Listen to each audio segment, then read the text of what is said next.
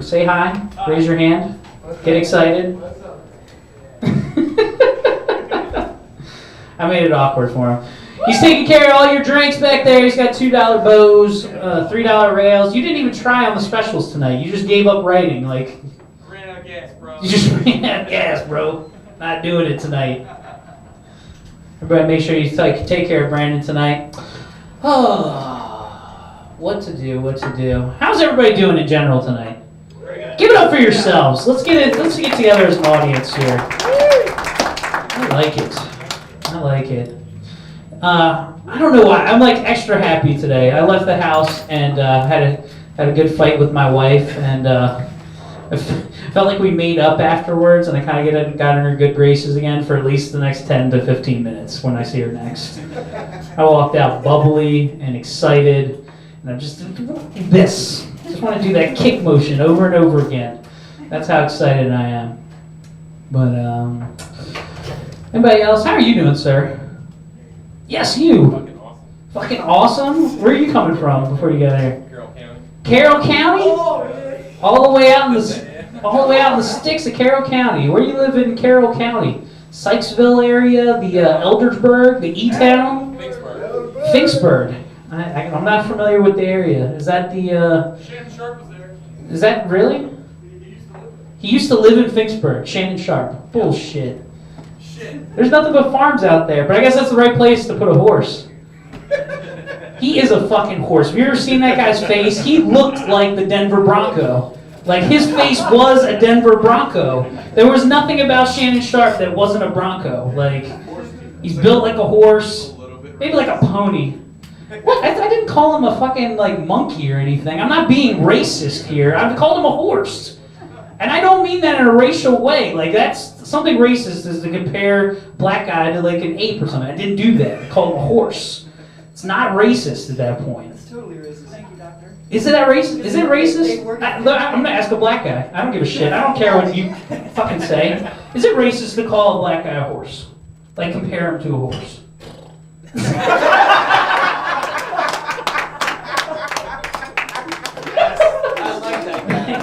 Thank you. Exactly. It's not racist. God damn. Everybody's so caught up in racism these days. Hey!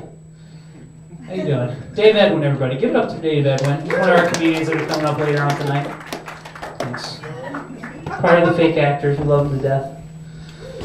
Carroll County, man. Anybody else live out in the sticks? Woo, Carroll County. Yeah, that one right there. No? You two. Oh, Jesus. Right. That's fucked up shit right there. What are you talking about? Where are you from, sir? Eldersburg. E-Town? Yeah, that piece of shit town. Why is it a piece of shit town? My in-laws live over there. Very nice town. It's very dainty. Very few black people. It's very safe. Except for Shannon Sharp. That's like... But yeah, that's a good... I like E-Town, the Eldersburg. They have 2 liquor stores across the street from each other. It's very nice. You guys have a Dairy Queen. That's a very beautiful area. What else could you want? Eldersburg is cool. Eldersburg is definitely cool. Holy shit, where are you ladies coming from? It's okay, you can talk. I'm asking you a question. Where are you guys coming from? Yeah, from home. From home? Yeah. Where do you call home? Australia? The land down under? Not New Zealanders. You hate fucking New Zealanders. Fucking islanders. Right. Yeah. I know how you feel. I feel the same way about anybody from, I don't know. I couldn't think of anything funny. But yes. Eldersburg. From Eldersburg. I feel the same way about anyone from Eldersburg. Hate them to death. What part of Australia are you from? Queensland? I'm going to pretend I know where that is. Next to Northeast. the only place I know, which is Sydney. Here. She goes in. I know. I'm from the same state as Auckland? You're from the same state as Sydney. Yeah, just 8 hours north. Nice. I didn't know Australia had states. I'm just learning. We don't have Or that you could go 8 hours in Australia. No, I know it's a big fucking thing. It's like 3 Texases. Like if you took Texas 3 times and like put it like this in a big wheel, that would be Australia, right? Just comparing Australia to Texas. This is the kind of night that we're going to have here tonight, ladies and gentlemen. It's going to be fun. Pretty excited. Anybody excited about elections this year? No? Yeah. Fuck Obama. I hate Big Robbie. Anytime you bring up politics, people get real pissed off all the time, man. And then I just got finished watching the Democratic and Republican national conventions. So boring. There's like nothing worse than watching the Republican National Convention. Like, you just sit here and you listen to it, and it's just a fucking liar sitting there lying, calling the other guy a liar. And it's just like, how could you take it anymore? And I was thinking, you know what would make those kind of conventions so much more entertaining is if the WWE kind of took over them. Like, wouldn't it be awesome? Like, imagine the Republican National Convention was done WWE style, right? All right, ladies and gentlemen, we're down here ringside. We got big Mitt Romney down in the middle of the ring about to accept his nomination for presidency of the United States of America. All right, we're going to take you down ringside down there with Michael Cole and everybody. Okay, all right, Mr. Romney has the mic and he's ready to say a few words. Oh my God, ladies and gentlemen. Ladies and gentlemen, the lights have gone out here at the First Mariner Arena. Everything has gone dark. Mitt Romney doesn't know what the hell's going on. What the hell is going on here at the First Mariner Arena? We don't even know right now. Mitt Romney doesn't look like this was planned at all. Oh my God, what, do you hear that? That's Barack's music. What the hell is Barack doing here? Barack Obama at the Republican National Convention? He's not supposed to be here. Romney looks like he's out of it. The Big Show, Paul Ryan, he's in the back. He's waiting for his next match. He's not even ready yet. What the hell is this? My God, he's coming out of the ring right now. What the hell is going on? He took the microphone away from Mitt Romney. He's about to say something. Oh my God, ladies and gentlemen, this has not been planned at all. He's ruining the national convention for the GOP right now, and we don't know what's happening. Oh my God, out of nowhere, I think somebody's coming out from under the ring. It's Kane! Oh my God, choke slam from hell! He just broke Barack Obama in half! Oh my God, he's on the ground! Kane! Oh my God! And now he's looking at Mitt Romney. He's got his hand out like he's going to shake it. Oh, choke slam from hell to Mitt Romney! Oh my God! What does this mean for the GOP? Tune in next week at SmackDown!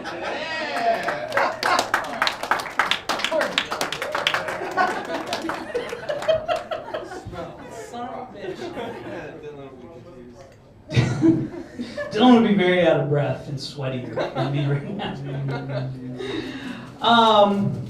That would make politics so much more awesome. Wouldn't you agree, everybody? I would tune in every week. God damn. I always forget where I want to go with that. Oh yeah, Barack says. I already fucked it up. All right, cool. You guys ready for your first comic of the night? Let's do it. Cool. The first comedian coming up to the stage, I had the pleasure of meeting him a couple of weeks ago at Uncle Dave Shofar's room down in Westminster, way out in the sticks. Talking sticks, go out to Westminster. I mean, there's a lot of nothing on the way there. There's a giant road. What is it, 97? It's just nothing but nothing. Like, there's no exits. There's no. All it is like the beginning of Wrong Turn 3. That's the only thing that can happen on that stretch of road going out to Westminster. Anyway, he's a very, very talented gentleman. Please put your hands together for the spectacular James Finn.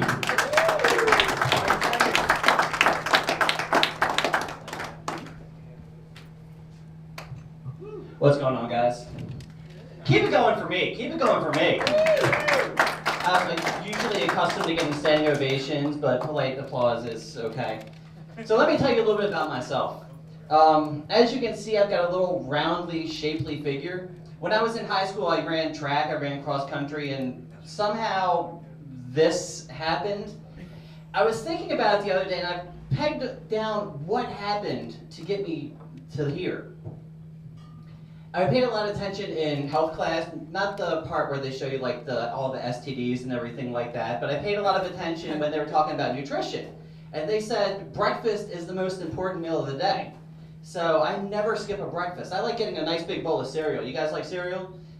I like a little Cinnamon Toast Crunch, some Captain Crunch.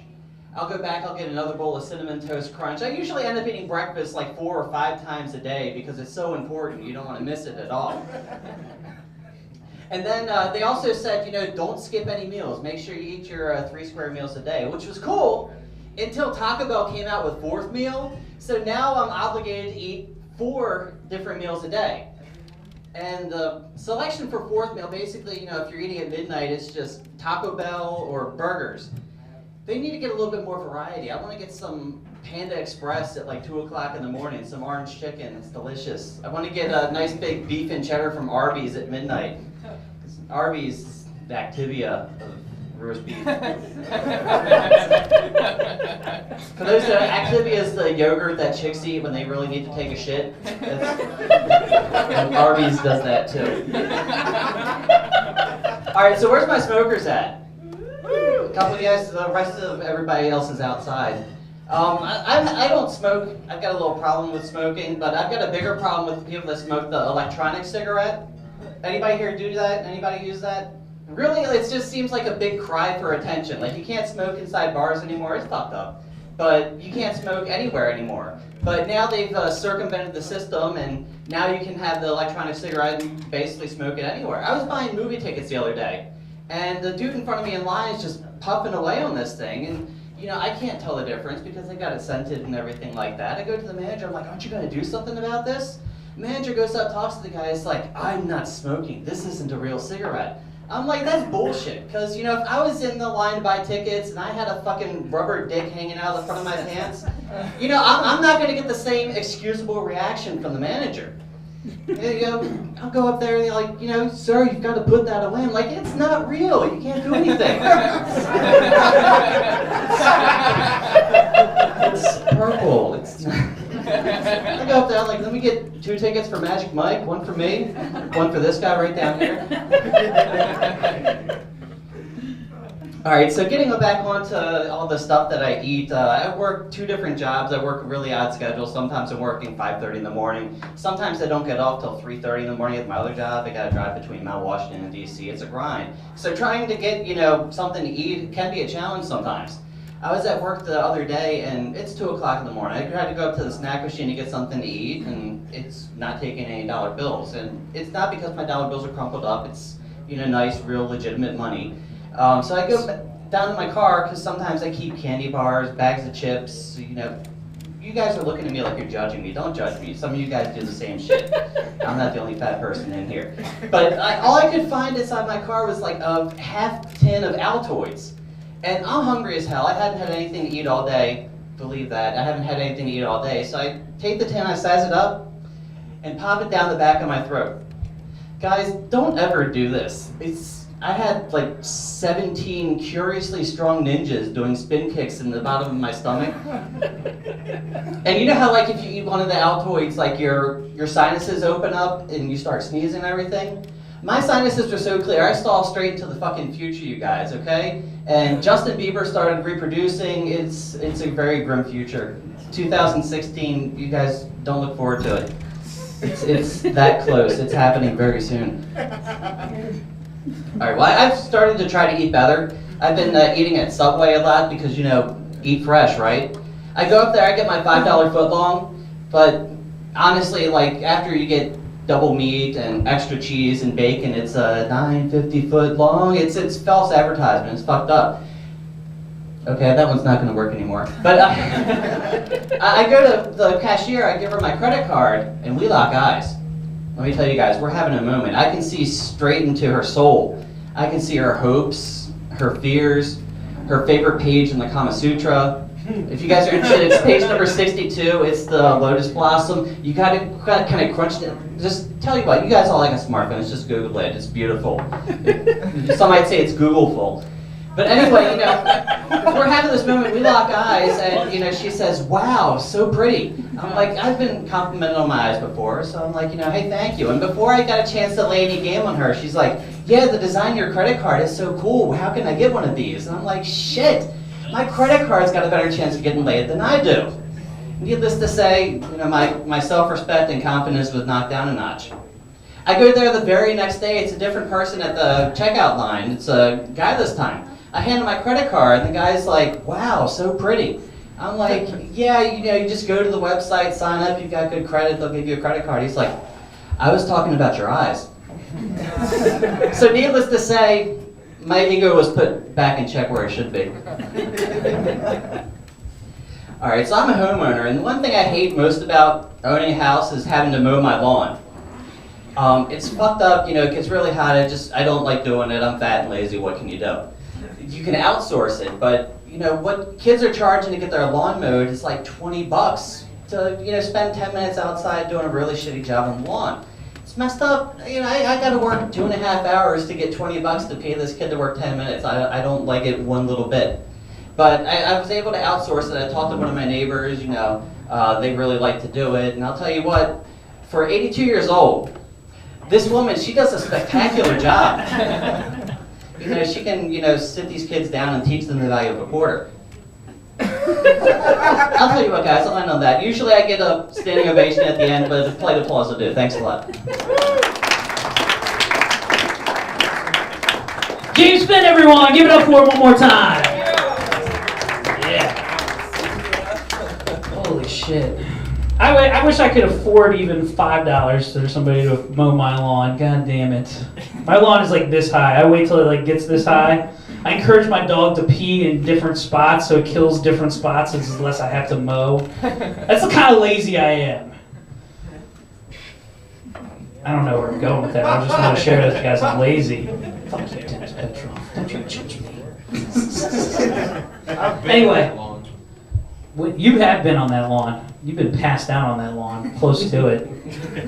By the way, if you guys see Dylan, I keep forgetting to tell him I have his cooler at my house. I don't know why, but I keep staring at it. It's really obnoxious. Yeah, we went on a picnic. It was glorious. Guys, as you don't know, Dylan is a regular up here, and we frolic in leafy meadows from time to time.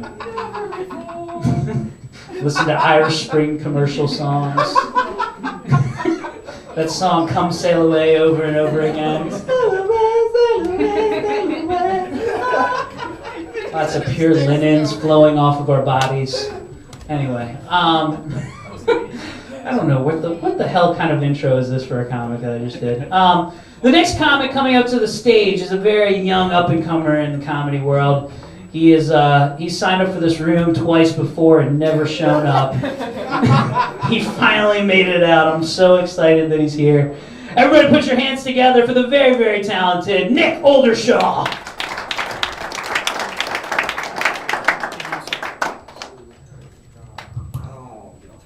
Alright guys, this might not be, that might have been too much of a build-up because this might be all shit. Because I'm going to try some new stuff on you guys, so let's see.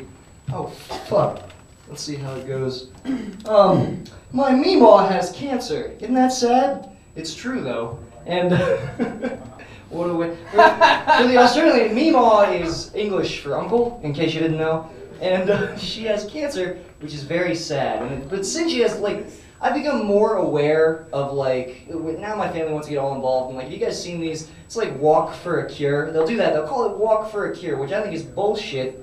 Because that's not what it is. It's not. They didn't lose under a park bench somewhere. You're not joining a shitty search party. Worse than that. That was a bad joke. Worse than that. I was in Nashville, and they had one called Dance for a Cure, which is super fucked up because that makes it sound like they found the cure for cancer, and now we are just auditioning for their mercy. We're just there's some 16th century English nobleman oh, a mediocre pirouette at best. Perhaps you don't truly care about meemaw. Alright, let's dive right into this shit. I'm afraid to do this joke, but I've been thinking it since 6th grade, and I have to say it. You guys remember the whole Hitler and the Jews thing? That scandal? That was totally a bummer. And, but I have had this thought forever, that, some good might have come of that.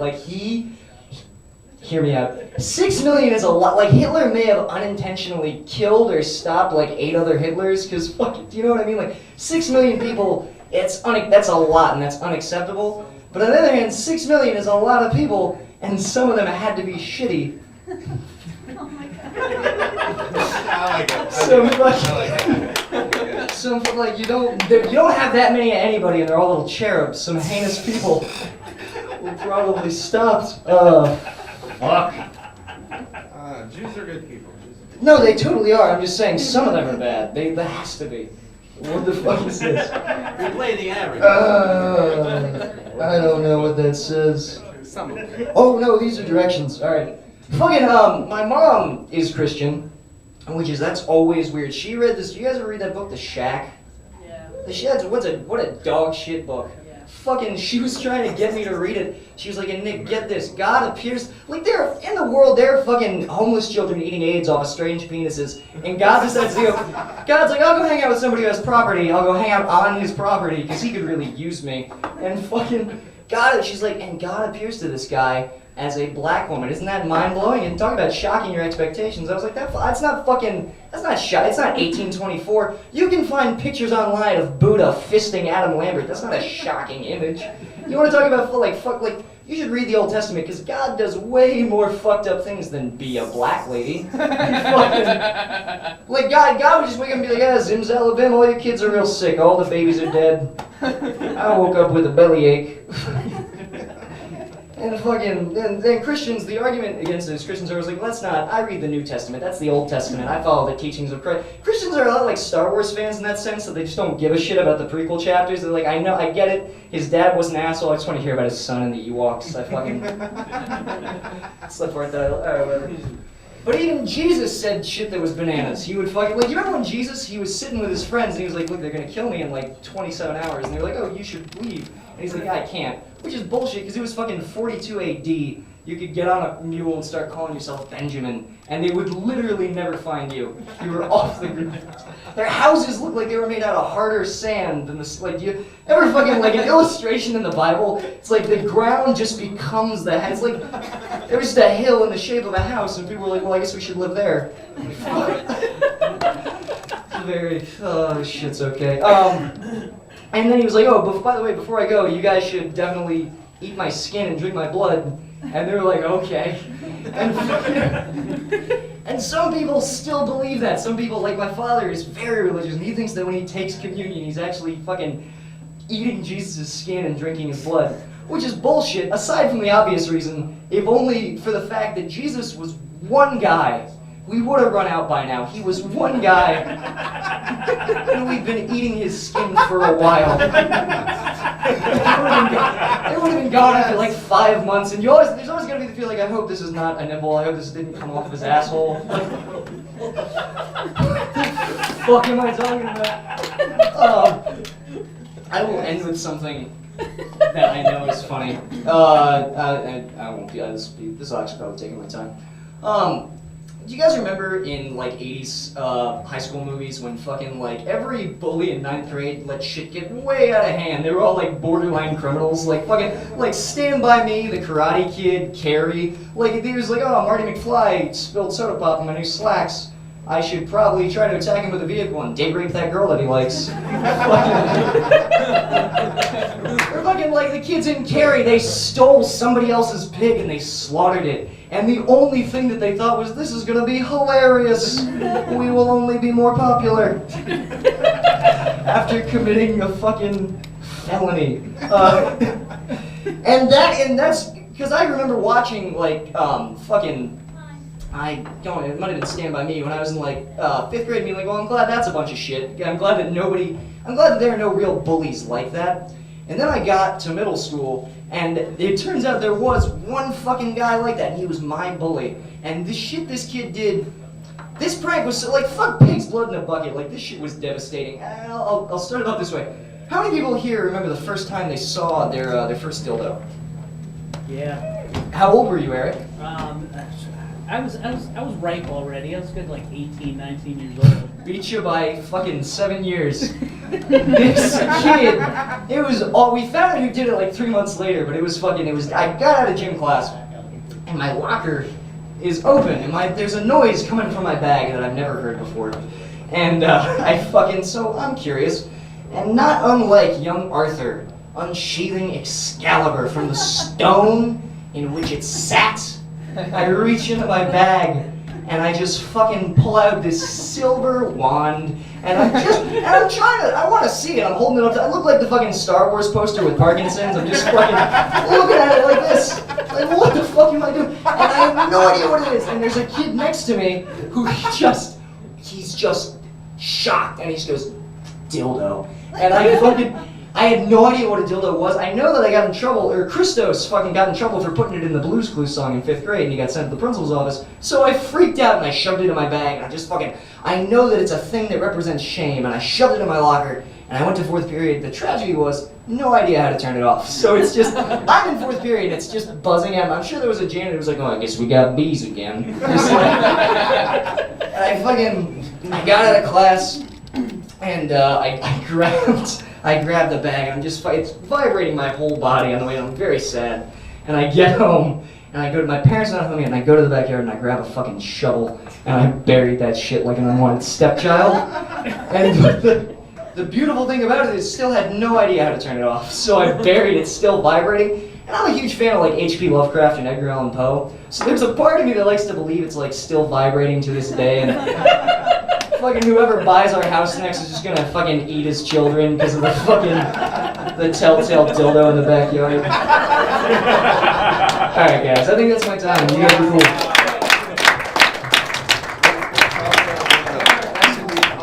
Telltale dildo. That was good, man. That was good. Give it up for Nick again, everybody. Man. Nick, you were talking about Jesus and how how we break his body and drink his blood and stuff, and it made me think about it. I was like, Jesus is the most delicious person in the whole world. Like, there are no other faiths where they have like a prophet that's that delicious. Like. But do you ever think, like, if Jesus came back and you were... Because it's the end of the world, right? When he's supposed to come back, it's the end of the world, right? Maybe zombie apocalypse, maybe everything. But imagine you're stuck with Jesus. There's no more fucking pieces of fish he can break and make more things. Like, and you're in, like, the survival mode. Like, do you go to Jesus and say, listen, we broke your body before. And again, we're going to have to eat you first. And, like, Jesus is like, whoa, whoa, whoa, whoa, whoa, whoa, whoa, whoa. Whoa, guys, this is going a little too far. Like, if you were in like the plane crash with all the other rugby players up there, where they look at Jesus like, this guy's got to be the first one we fucking eat. Like, this is him. We got to eat this guy. He's already done it once. He's down for it. Like, DTE, down to eat. Like, that is Jesus. Anyway, what? You don't think of things like this? Anyway, the next comedian coming up to the stage, speaking of, I tied in rugby before he got up here, is a former rugby player. I've actually played with him. He's been a ref of mine where I fucking hate him. He's an asshole. Everybody put your hands together for the spectacular John Goodwin.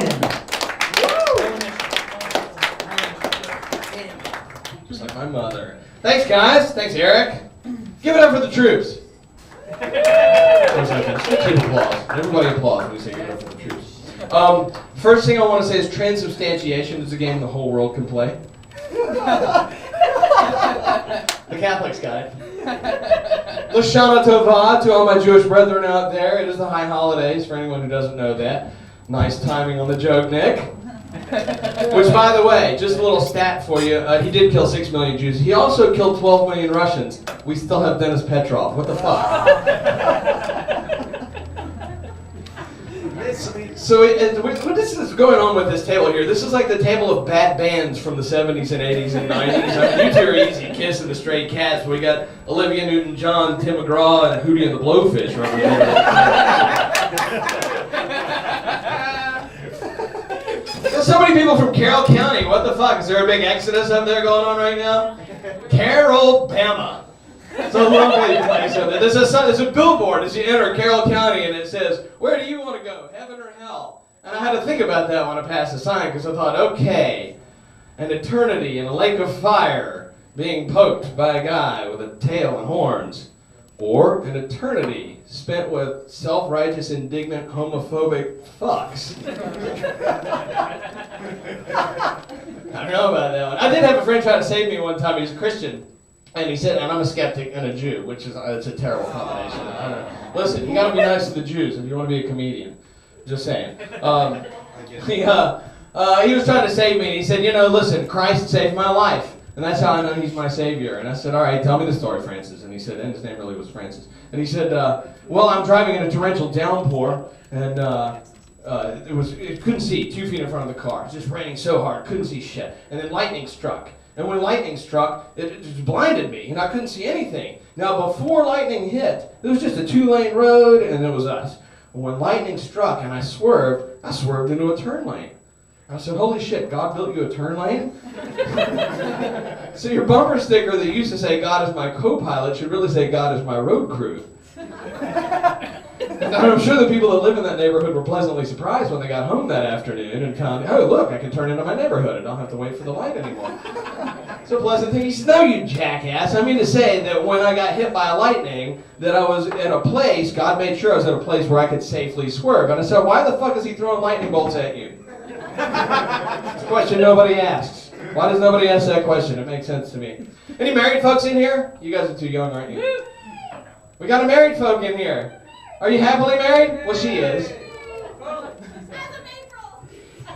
Next or this one? Yeah, whatever. Happy anyway? That's because you've only been married since April.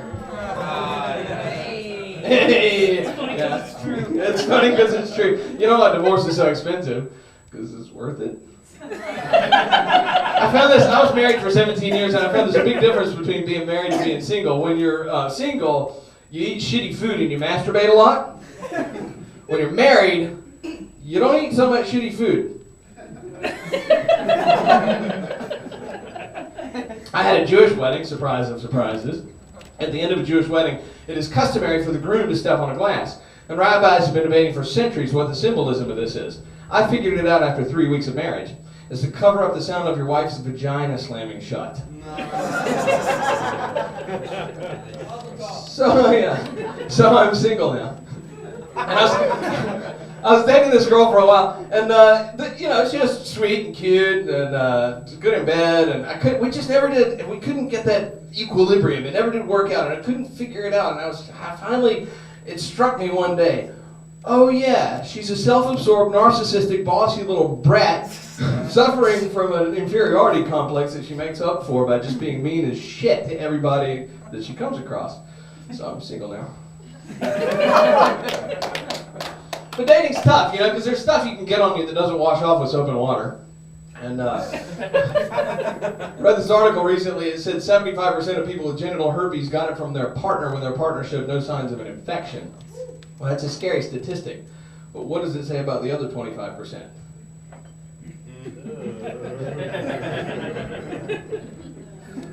You don't like the herpes jokes. We'll go to old age then, because I had more herpes jokes, but like this. So we'll talk about old age. How's that? So I'm sitting on the toilet the other day reading a magazine, and I turned my head to sneeze, and when I did, I threw my back out.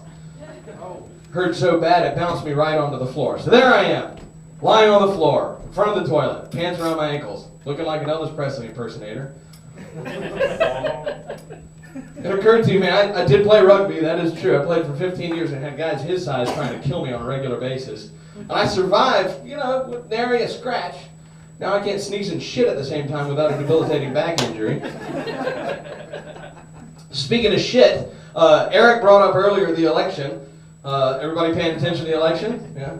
Who do you think's going to win, Count Chocula or Herman Munster? And now Herman's brought his son Eddie into the race as well, so he's going to try and double team. That's okay, because Casper the Friendly Ghost is on the other side. Can you imagine playing Taboo with Joe Biden? Motherfucker says the stupidest shit. The president has a very big stick, I promise you. Thanks for the visual, Joe. Fucking assholes. You can tell any one of those guys is going to fuck himself, and he'd form an exploratory committee to find out if it might help him get elected. Assholes. Should we fuck with the Australian since she's here? Yeah, absolutely. Yeah, since you're here. All right, so here, there's this Australian guy, and he's stuck in the outback. And he's hog-tied, naked, on the side of the road, and a Mackie drives up. He gets out of his truck, and he says, "What seems to be the problem here, mate?" And he says, "Bloody abos, beat me up, took my clothes, stole my money, left me here to die." Mackie unzipped his pants and said, "Ain't your lucky day, is it, mate?" My name's John Goodwin. It's been a lot of fun.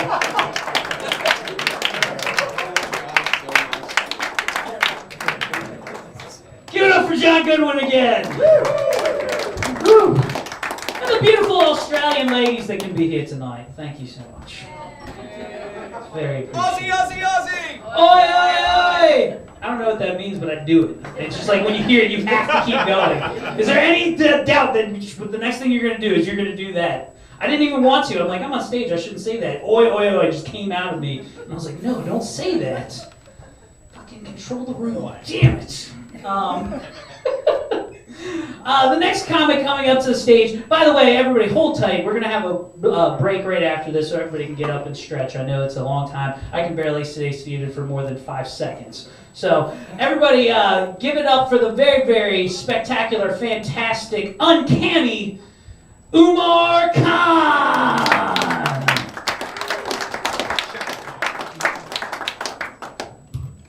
Oh, hey guys. How's it going? Just as I thought. So I think Hamburger Helper's slogan should be Hamburger Helper, a parent's subtle way of saying I don't want to be here anymore.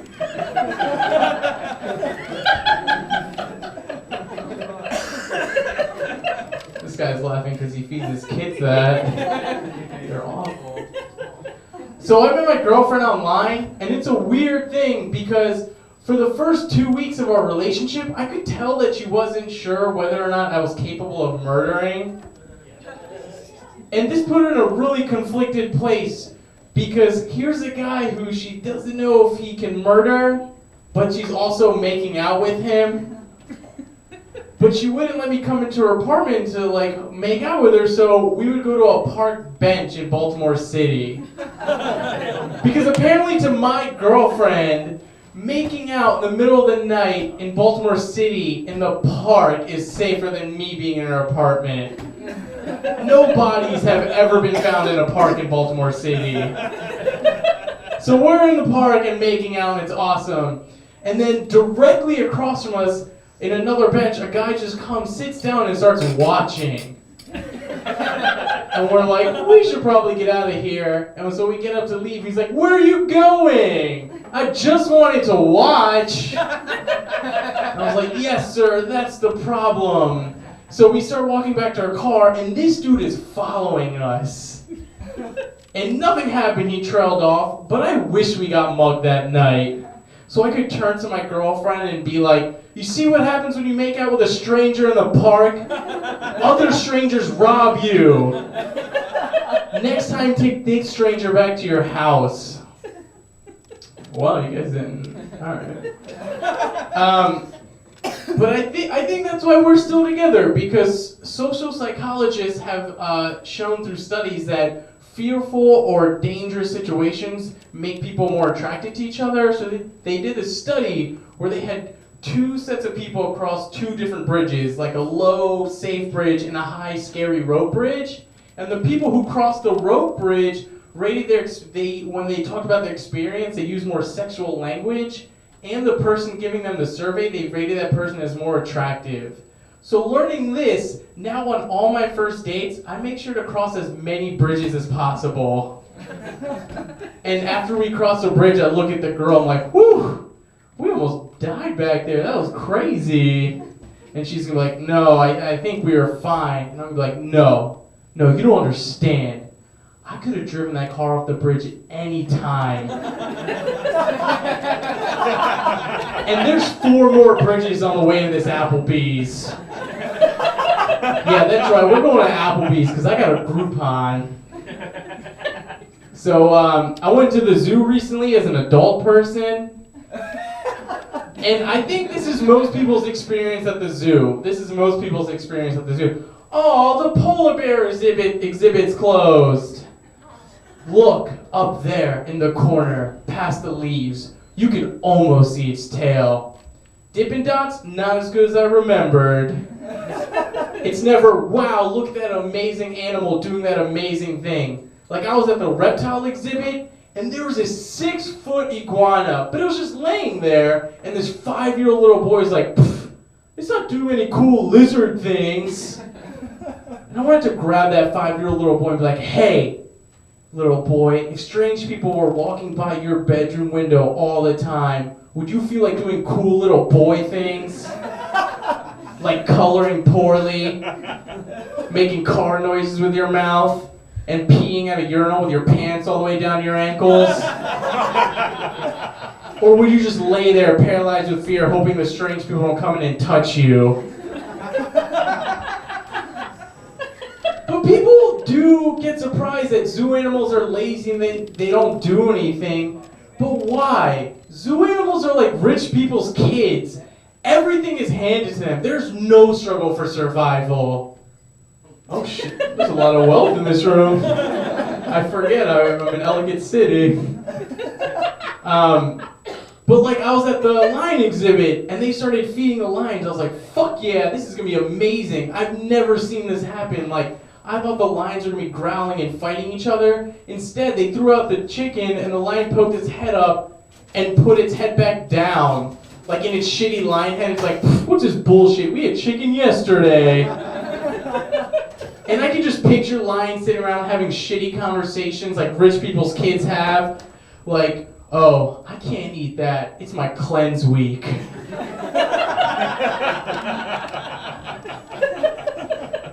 Another weird thing about the zoo is like when you go as an older person is you get to hear the parents try to answer all the questions their kids have, but they have no idea. But they don't want to look like dumb pieces of shit that we all know they are.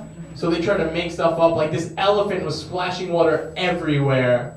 And the kid was like, Dad, why is he doing that? And his dad was like, I don't know, I guess he's trying to mark his territory. Who marks their territory with something that can evaporate? And if you're gonna lie to your kids, go all out, like go insane. Be like, oh, that elephant? That elephant's racist. And it knows black people hate water. And it's trying to get rid of them all. That's right, elephants are racist, guys. That's okay. There's black people here laughing. You guys can laugh at that. Jesus, alright, I'm not gonna end on that. 2 minutes. So a black friend of mine. I asked a black friend of mine recently if he wanted to get sushi, and he was like, I didn't know you like sushi. And I was like, nigiri, please, you know I love sushi. And he was like, oh, that's wasabi. Hey, they're bad, but they're great, because they're bad. I'll do a real one. That one is for me.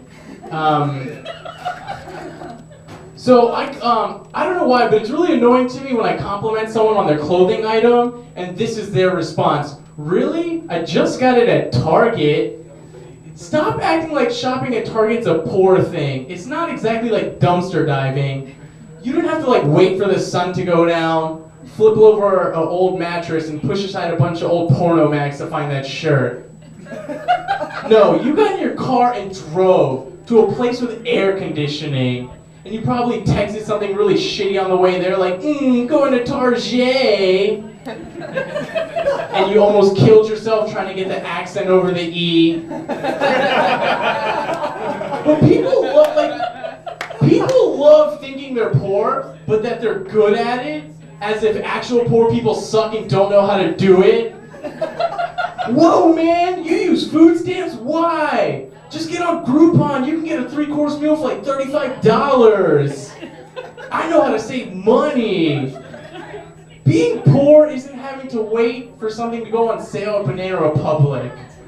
Poor is having to wait in line for food and having a helicopter come and blow dirt in your face. But nobody can tell you just got dirt blown in your face because you always have dirt on your face.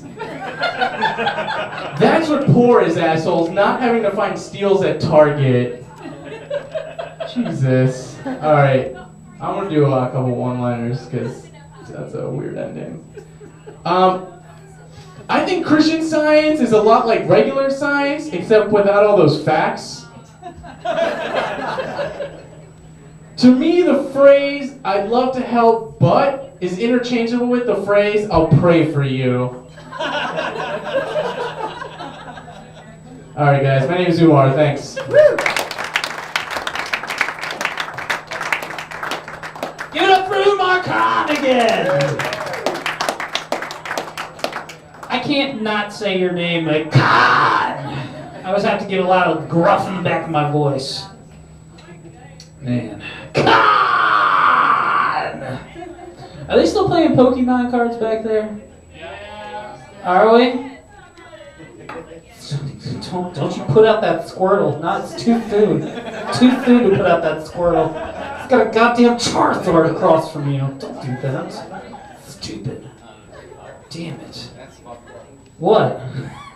They were playing Pokemon cards earlier. I wasn't making it up. Were they not playing cards earlier? Can anybody else vouch for this? No? Umar Khan was the only other one who saw this. And I saw it. You did, didn't you? They were playing cards. Yeah. I did. They looked like actually the cards that like they were holding up at the beginning of Ghostbusters 1, where they were like, what do you see in this one? It was like 3 wavy lines, zzz, like that. But I didn't see the shocks going on. Anyway, this is the part where we're going to take a brief break. We're going to be back with the second half of our show. Everybody can get up and have a stretch and have a drink, have a smoke, have a pee. We'll be back shortly. Thank you. Don't step in the meanwhile. Dubstep, not in a hat, not with a cat, not with a rap, not with a sap. Balabaladino, chalabaladino, chalabaladino, chalabaladino, chalalababo, stabo, babo, babo, jabo, babo, balabaladino, clabaladino, clabaladino. Dubscat. I'm the dubscat man.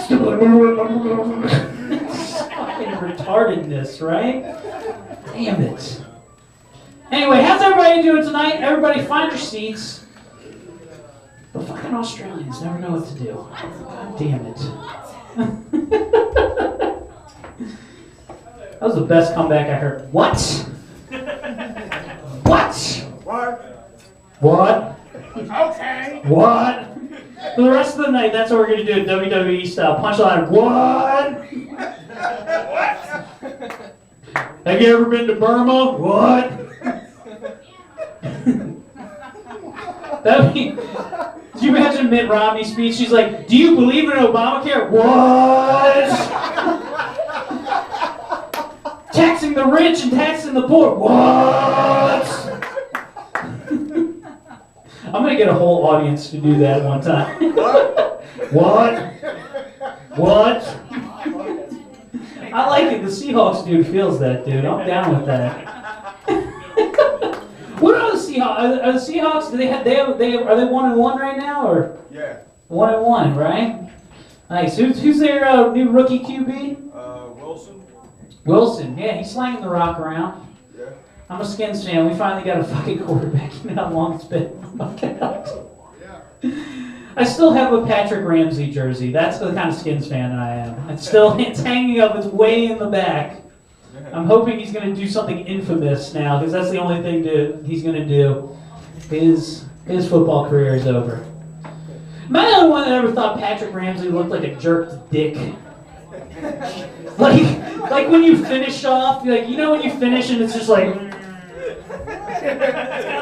It's got like the semi-hard on. It's like... It looks cool, but it's like, you're useless. That was Patrick Ramsey. That was his entire career. That's what it was. Like, oh shit, you can throw the ball really hard and far for interceptions consistently. Heath Schuler. Don't even get me started on Chris Winkie. That's going to be the next one. The man with the glove. Chris Winkie? Chris Weenie. God damn it. I've been through so many bad quarterbacks being a Skins fan, man. Oh, God. Jason Campbell, terrible. Jason Campbell couldn't ever throw a pass. And you know, Jason Campbell could throw the ball. His only problem was, when he sets up, he had a 7-foot fucking wingspan that any defensive lineman could touch. Just like, you fuck with this, his pass is done for. Damn it. Fuck Jason Campbell. Come on, Pokemon card players. Come back up here. Come up here close with us. It's going to be fun. We're gonna make jokes for the rest of the night. What is this game that you're playing? Set? What? How do you play set? You don't want to know. It's clearly too intellectual for your comedy mind. You'll never be able to understand it. It is true. Look at her. Her smugness just came out upon me. It showered on me like rain. It's okay, she'll be divorced. It's all right. We all will. We all will. No. How do you play set? It looks like colors, numbers, matching stuff. No. Shush. I want to hear the rules of set. This is a very important thing we're doing at the bar right now.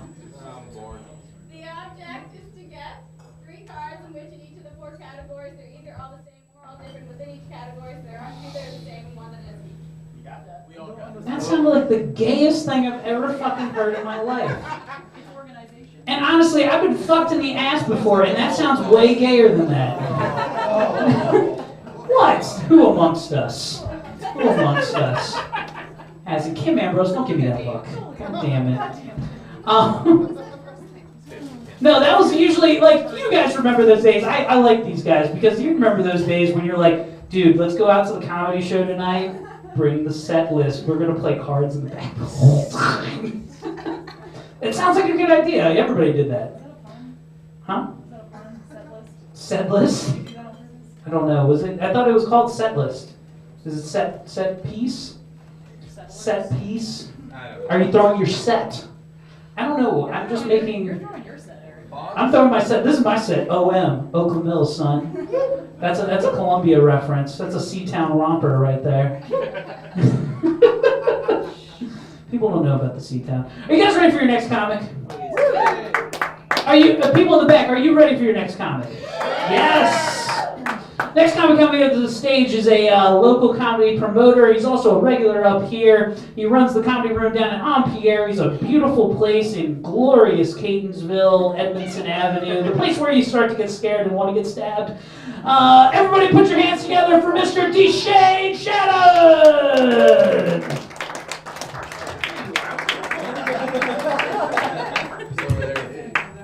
How's everybody doing tonight? All right. If you guys been taking care of my man Brandon behind the bar tonight, Fuck yeah. take care of your bartender, especially at a comedy show. You will enjoy it more if you see the bar more often, trust me.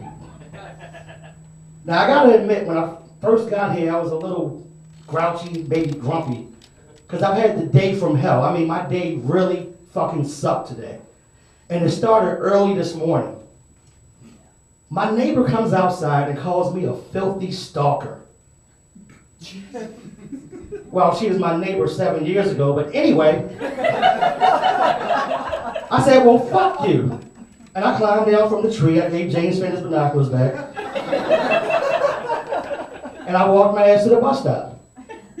Now, while I'm on the bus stop, this poor little old lady tripped and fell flat on her face. Well, I'm assuming she's poor because she only had $1.50 in her purse. Don't you people judge me, okay? And then I had to go in for a routine checkup, and that doctor stuck 2 fingers in my ass. Yes. I hate going to the dentist, I tell you. But I thought about it. The weather's nice. It's getting a little chilly. That means winter is right around the corner. So I said, you know what? I'm going to do something very proactive. So I went into a Muslim thrift store, and I said, hey, I want a bomber jacket. Homeland Security came out of nowhere and beat my ass in the middle of that store. What a fucking day, man. Whew. But I feel great now because an hour ago, I just sealed the deal on a solid business investment. It's just what I need to help me get ahead in this horrible economy, okay? Projections say I'm going to be filthy rich in less than 1 year. Mr. Madoff is a fucking genius, I gotta tell you. Bernie Madoff. He's got a set of balls on him, right? Hell yeah. Now, here's my question though. Bernie Madoff, is he a criminal or just a scapegoat? Because what did he do? He recognized and capitalized on good old American greed. Yeah, he took a shitload of money from people, but guess what? He offered them dividend checks, but what did they do? They signed them over and gave them back because they wanted more. American greed. Isn't that what every manufacturer in this country does? But they don't capitalize on the greed. They get rich off of American laziness. Think about it. Most inventions that come out now make sure that we as Americans have to put up less and less effort. Example, remote controls on the steering wheel in the car. Are you fucking kidding me, really? They tell us it's a safety feature, it's a fucking lazy feature, okay? Oh God, it takes so much effort to do this.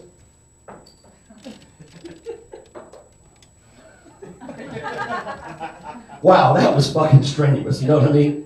You go to work and people are like, hey, you going to the gym today? Nah, man, radio sucked. I already got it in this morning. Fuck it. Why are we so fucking lazy? I don't get it. How many people in this room have a gym membership? Raise your hand. Put your hands up. All right, now, if you're straight, keep your hands up. If you've used that membership in the last 2 weeks, keep your hand up. Now, anybody that put their hand down, was it because your arm was getting fucking tired? Fucking lazy. I gotta tell you.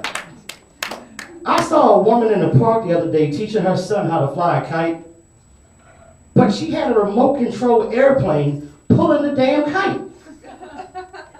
Now I'm pissed. So I run over, well, I didn't exactly run over to her, I did like a brisk walk, but the look on my face showed I meant business. And I said, you lazy fuck. Get up out that wheelchair and teach your son how to do it the right way. What's the matter with you? I was watching the Do-It-Yourself channel. Now normally that'd be like the Spice channel, Playboy channel, but I'm actually talking about the channel that teaches you how to fix things around the house. And apparently Sherwin-Williams has a new color for paint. It's called Hot Blonde. It's cheap and it spreads easily. Now blondes, don't be offended, because I know redheads and brunettes that like drunken sex just as much as you do, okay? And I don't discriminate. That's one thing I don't do. I don't care what your race is, your nationality, your religion. All you have to do is put out. Seriously. I dated a Chinese girl for about 3 weeks. She was fucking awesome. Great sex. She was like the best thing I ever had. Then the next morning, she did my nails and pressed my shirts. Amazing. I had a black girl over the weekend. She stayed Friday and Saturday. She came over and she had 17 different outfits and did a major, mega strip show for me. Next week, she's getting me bootleg cable. I can't complain. But the best of all was this Jewish girl I dated a year ago. The sex was awesome. No hole was off limits. That kind of girl. And I know she was using me to get back at her father, but I wasn't going to judge her, you know? Best thing about it this year, she did my taxes, and this morning she left coupons on my coffee table. Okay, that's all my time according to Erik. So you guys, you've been great. My name is Deshan. Check me out next Tuesday and I'll be yours. My man. Give it up for Deshan, everybody. Let's do him again. And definitely check out his show at Ampere Areas. I haven't been up there yet, the new room, but his rooms are awesome in general. Definitely go check him out. Oh! I have to get my elegant voice on for our next comedian. The next comedian coming up to the stage is our only female comic for the night. I know it's kind of an all situation. It's okay though. There's not a lot of talented females like the next comic coming up. I wish there was more of you, but most of you just fucking suck at life. I'm sorry to say that. Tatiana, I only half meant that from you. You're half useful. I appreciate your style. You're welcome. That was nice. Everybody, I want you to give a very, very warm round of applause for Mr. Kimberly Ambrose.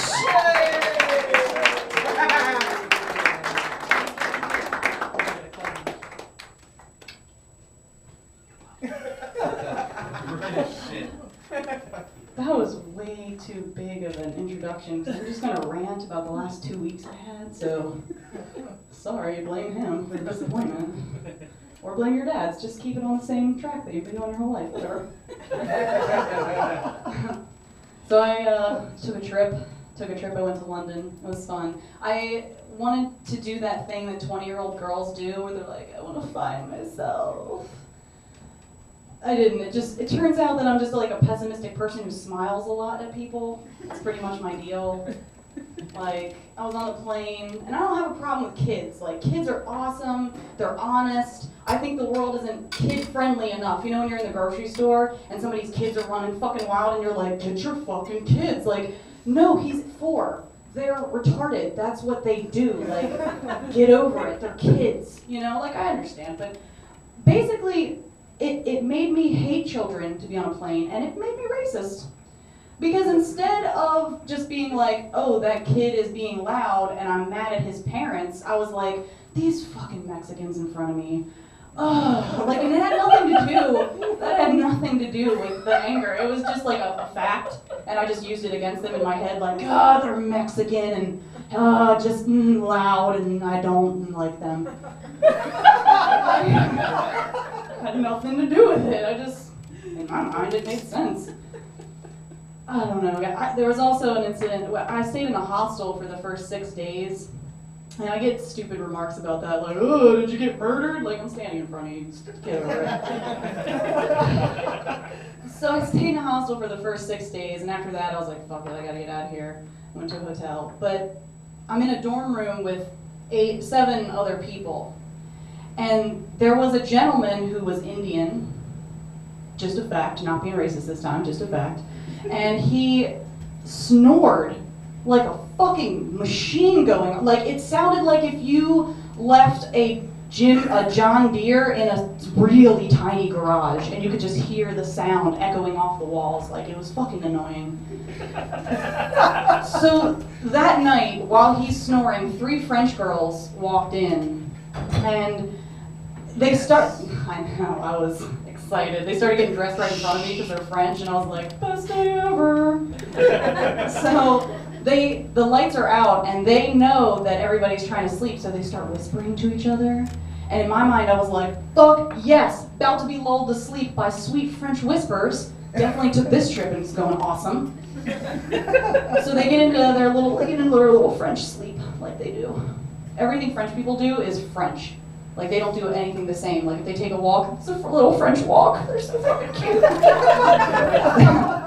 So they get into their little French nights, and this guy's fucking snoring, and it's so, like, no one in the room could sleep. You can hear the beds turning because everybody's, like, fucking shuffling. Like, I'm just gonna turn over, and maybe that'll wake him up. Like, what is it about people that sleep that is so fucking, like, you can't sleep, and they're snoring, and you know they're sleeping like a champion. You can hear it. It's a fact. You can hear how good they're sleeping and how good you're not sleeping. It's fucking obnoxious. I cannot stand it. So the French girls, like, after like 2 or 3 hours of not being able to sleep, they start whispering to each other. And at this point, it's less cute because I'm like, ugh. And I just, in my mind, I'm thinking they're saying something along the lines of like, if this brown motherfucker doesn't shut his curry hole, I'm gonna lose my shit. Because I know that's what's running through my mind. So the worst part of this for me was when he woke up the next day, I saw him in the dorm. And Indian people have this thing where they're not just nice, they're super excited to be here. Like, Indian people are so fucking cheesy. God bless them. Great food. Love it. Love it. Yoga. Thank you. Love it. But what the fuck is with the cheesiness? Have you ever seen like a Bollywood video? Like, they can't just like Michael Jackson it and like be cool. Like, they have to fucking, their face lights up. They're like, why are you, I don't know why you're putting so much into that, bro. So he gets up the next day and he's like, good morning! And I'm like, yeah, you slept well, didn't you? Fuck you. Fuck you. So it made me slightly racist to go away. People in London dress really nicely. Everybody dresses nicely. And it just made me feel like shit because I'm like, I'm American, I wear flannel and jeans, bow bow. Like, and like, everybody dresses super nice. Like, they almost don't have a choice. It's the fashion capital of the world. So like everybody dresses super nice. Their babies, when their babies are born, they're swaddled in cummerbunds. Like that's how nicely they fucking dress. Super nice. I'm gonna skip to the end because I got 2 whole minutes. Oh my god, sit tight you guys, tuck in. 2 whole minutes. So I want to talk to you guys about something. I started a relationship recently, got a little boyfriend. Well, he's like tall, but got a boyfriend. And I have not been single for a long time in between relationships. And the one before this was 6 years long. Not a lie, 6 years. So now I'm nervous to get into a new one. Because when you've seen the dark side, and like, I don't have the luxury of having the honeymoon period. Because this is new, and I should be like, he's great, there's nothing wrong with him, and he likes me, and he loves me, and he's going to be nice to me forever, and he's never going to hate how I chew. Like, no. I don't get that luxury. I've seen the bullshit. Like, I know what's going to happen. I know what's going to happen. It's just going to happen. One day it's just going to happen. Someone's going to fart in front of the other one. It's just going to happen. Like, we can't control this. I'm not looking forward to it. Like, one day, I'm gonna be on the toilet, handling my lady business. He's gonna have to go somewhere and be there 5 minutes ago, and he's gonna have to bust into that mother and brush his teeth. And brush his teeth while I'm taking a shit. Personally, I don't wanna be there for it. I don't wanna experience that part of things. Because nothing says I love you like having minty fresh breath while poop stink is going in your nose of the person you love. That's, again, I just found out I'm a pessimistic person. I just discovered this about myself. Tell Oprah, she'll be proud of me. I'm learning who I am as a person. So this is basically my view of relationships. So you can see why the last one didn't go so well. The pinnacle of what I reached in 6 years, what I learned about sharing life with another human on the daily, is that basically where you get to in a relationship is you choose what food to eat together, and then you spend the rest of the time farting and shitting that food out in front of each other. That's pretty much how we roll.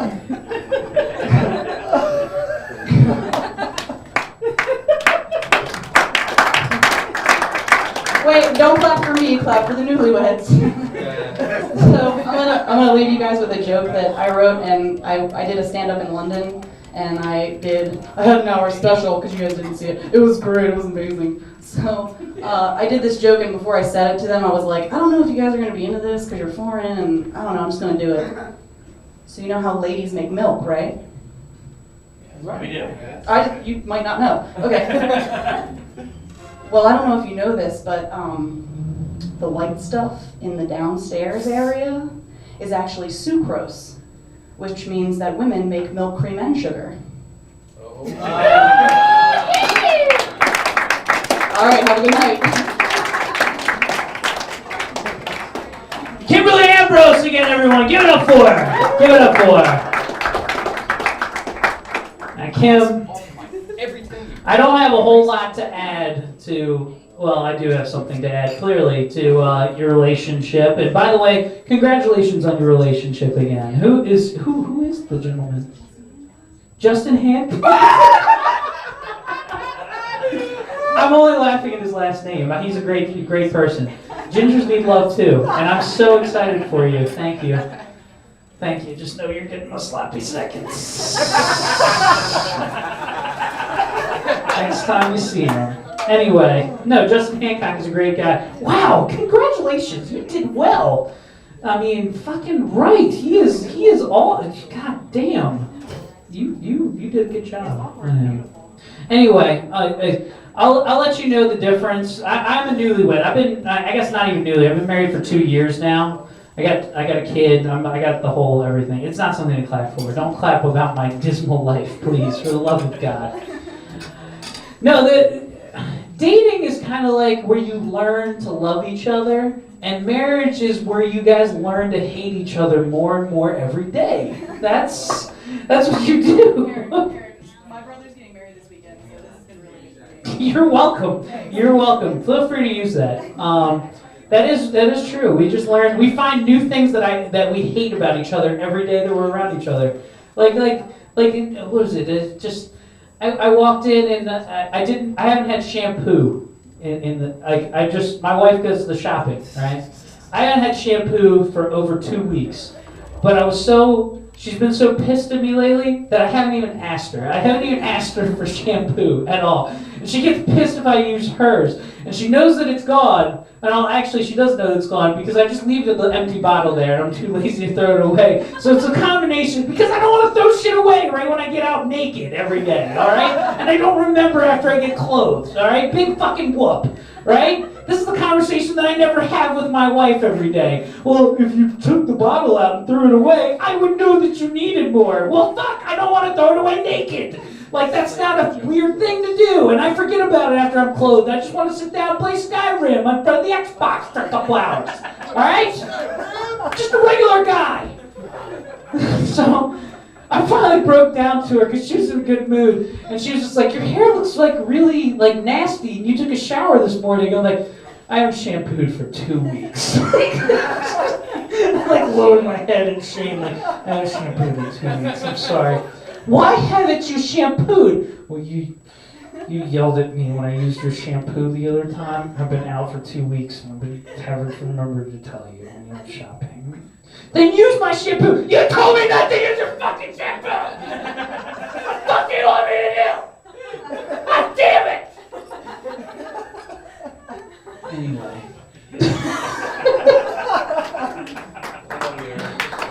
You're welcome. You're welcome. It's funny because it is too true. It's too true. There's like times where I love my wife so much, it's just like this. That's how much I love you. You're a child holding a kid. It's just like I want to shake you until you don't live anymore. No, I love you. I love you so much. So fucking much. Anyway, this was the best intro, by the way, for any comic that's ever had a host. I'll put that out there. The next comic coming up to the stage is a fellow fake actor. By the way, let me mention the Fake Actors. The Fake Actors is a sketch comedy group that some of the guys of Coco Lane have formed. Please look us up on Facebook. You're about to see another one. Kim is a member of us, and you're about to see another member of us. Everybody put your hands together for Mr. David Edwin.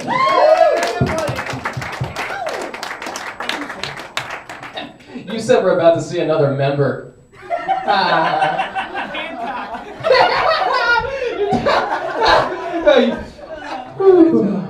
Everybody give it up for Kim and her racist thoughts. Yeah! I do that too. I think racist stuff a lot. It's not because I am racist. It's because I think it's a really good way to find out if people can read minds. I'll just be at Target and I'll just see some black guy and I'll walk up next to him and I'll just think, bet you're gonna steal that motherfucker. And he goes, what the fuck? Aha! Mutant!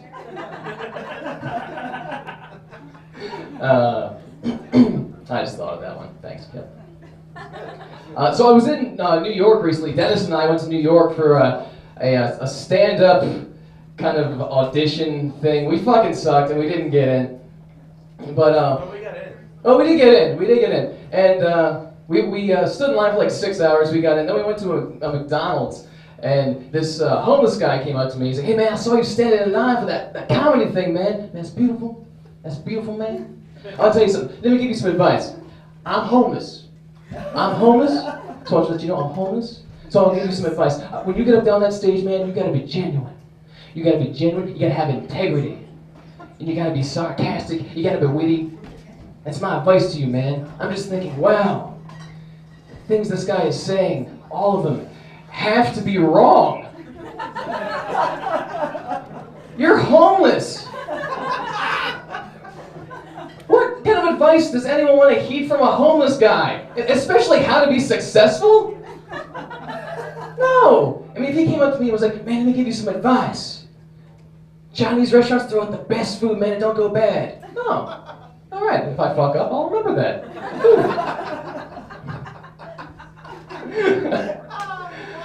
You were there. That's why you're the only one laughing. But anyway, I wanted to tell the guy, I wanted to tell him, hey, I don't want to listen to what you're saying because you're homeless and annoying. I'm trying to get an Egg McMuffin because they won't let me piss unless I buy one. And I wanted to tell him that, but I didn't. I'm too nice. I was just, hey, thanks for the advice, man. I shook his hand, and then I had a really dirty hand. And it's because I'm just too much of a nice guy. I really am. I'm the type of guy that... Shut up, you cunt. God damn it. No, I am a really nice guy. I'm the type of guy that if I see a spider in the house, I'm going to pick it up, I'm going to put it outside. I know that's going to end up screwing me in the end. Like, at my funeral, everyone's going to be like, man, Dave's dead. He was such a nice guy. What did he die from? He was bit by a spider. Dave was such a faggot.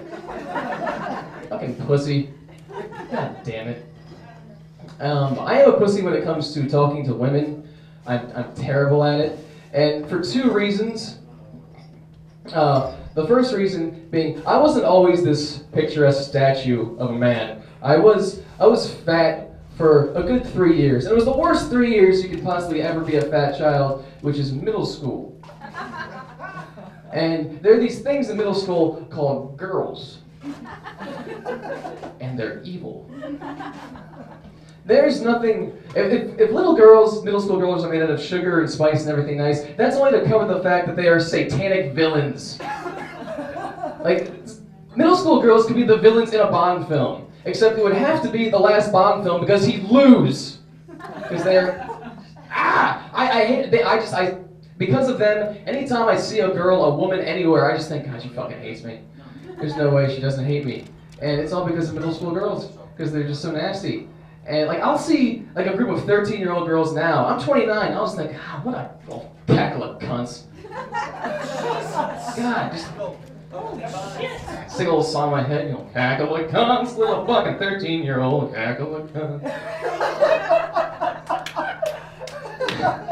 And it's because when I was in middle school, my parents, for the 6th grade, put me in a Mennonite school for 6th grade because they hate me.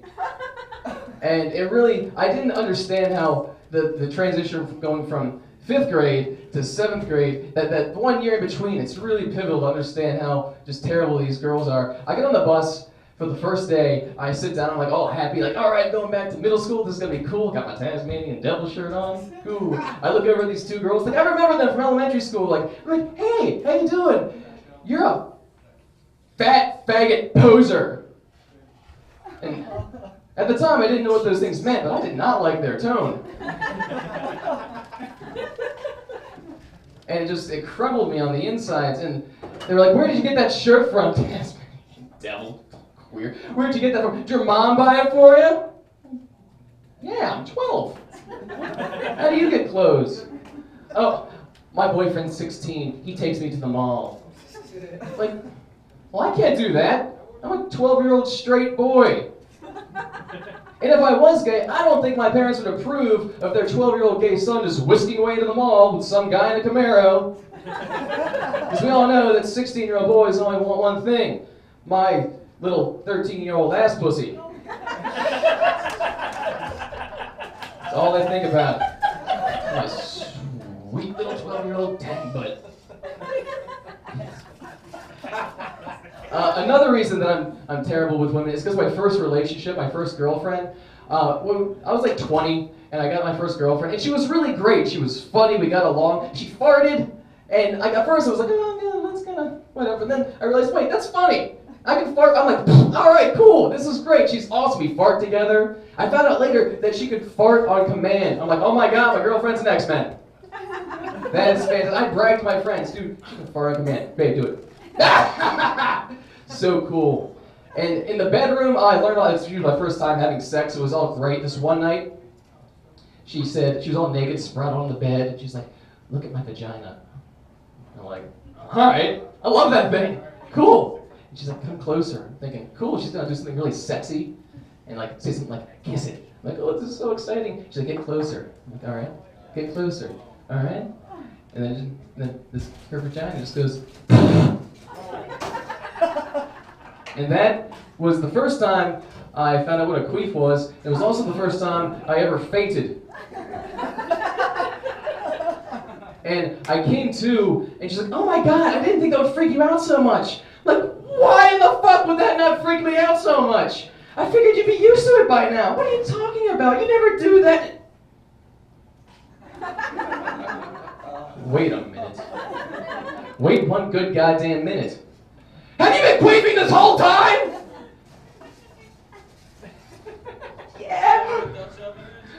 my god, yes, I did. That's another joke. I've been queefing this whole time. Have you ever really farted in front of me, ever? Well, no. Well, that one time when we were driving back from D.C. That was your ass! Oh my god! You told me that it was leftover gefilte fish from Passover that your mom gave you to take home that you left in the trunk. We pulled over. You got in the trunk and you threw it out. Is that what happened to my jack stands? Did you throw away my jack stands and cover your pussy fart line? Oh my god, I hate your mom. I'm done. And that's why I can't talk to girls. I'm David Edwin, thank you.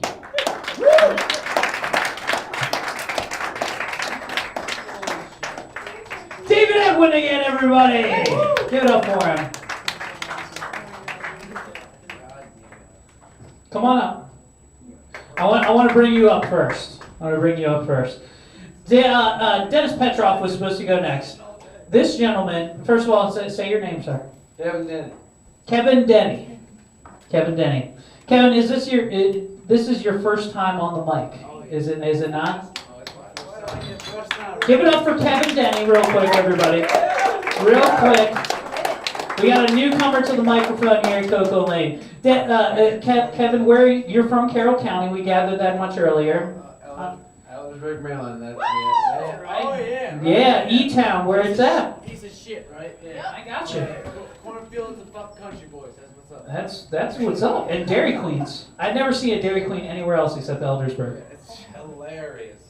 No, but Mr. Kevin, Kevin, what do you do? Tell me about yourself really quickly before we get off here. Before I let you have the mic. I just lost my job, and what did you do? Hilarious. nothing really. Just Best job ever. I asked him a very simple question. What do you do? What did you do for a job? I was a pizza delivery boy. There you go. That's all you had to say. We're not going to judge you. Give it up for pizza delivery. I delivered pizzas for many years. Jesus Christ. What pizza delivery place that you fucking hate now did you work for? J&P. J&P? Oh, that's actually a nice pizza shop. I like that place. Fuck You- Playho. Fuck that guy. Yeah, fuck that guy. I don't know, dude. You fucked up there. That's a good pizza place. I'm not gonna lie.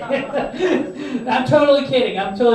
Guys, I need your utmost silence and respect for a very tough thing to do. This is this gentleman's first time up on stage. Everyone put your hands together for Mr. Kevin Denny. God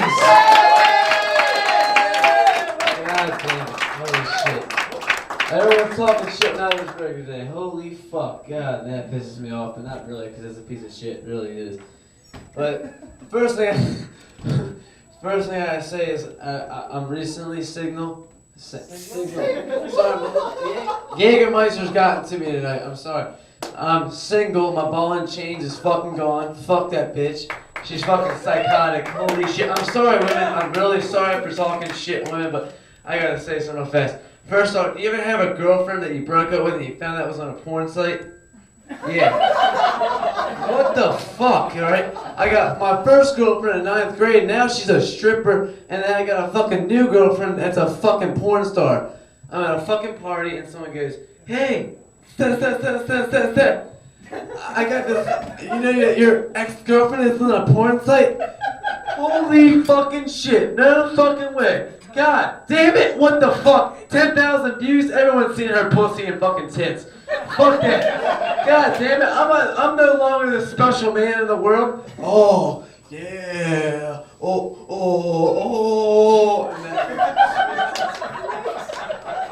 Fuck, man. I'm like, what the fuck is this? So I'm sitting there and this girl, Amanda goes, wait, you want to see her? She puts her fucking iPhone on the fucking table. You would have thought Batman the fucking movie just came out because IMAX just started 3D. God damn it! Fucking everybody in the fucking party was around me. They're like, holy shit! I'm like, oh my god. What? Alright, you're my friend and you found this shit. What the fuck is this? God man, you saw her tits? Whoa. I thought I saw them. Fuck you, dick. And everyone's watching this shit, and I'm like, God damn it. It is a 30-minute fucking video, alright? 30-minute fucking video. I'm like, fuck that. So I'm sitting there, I push it aside, I go, fuck that. I go inside. But then I thought about it. I was like, well, what if you met a girl that was a porn star? You know what I mean? Like, how do you approach that? Like, hey, my name's Bill. Like, what do you do? I'm an accountant. Well, I fucking suck dick for a living, and what the fuck is that? Like, how do you compete with that? Like, how do you marry that shit? Well, okay, all right, serious. Let's get married. Blah blah blah. You get married with that shit. You get married with that shit, and you're like, oh, okay. You call her at lunchtime, and the director's like, she's busy right now. That's my fucking wife right there. Fuck you, man. You make dinner, all nice pasta, you know, and like fucking like all that stupid shit, pizza, you know what I mean? And you're like, oh yeah, she's gonna come home and enjoy this. Hey, honey, are you home? Yeah, I'm home Thursday, blah blah blah. And you're like, how was your day? I'm actually really tired. I was riding cock for about like 11 hours, and I gotta go to sleep. And you're like, what the fuck is this? God damn it! What the fuck? What am I supposed to do with this now? And it all hit me. All the guys in here are gonna know what the fuck I'm talking about. You ever heard of Optimus Bitch? Yeah. Optimus Bitch, right? You got fucking Group A, Group B, Group C. Veronica, Krista, and Sally, right? And you're like, all right, I'm fucking around with Veronica a little bit. You know, she's not my girlfriend, but I'm fucking with her. Like, oh, I get with every night, blah, blah, blah, blah. And you're like, hell yeah, blah, blah, I'm getting this fucking clit, whatever it is.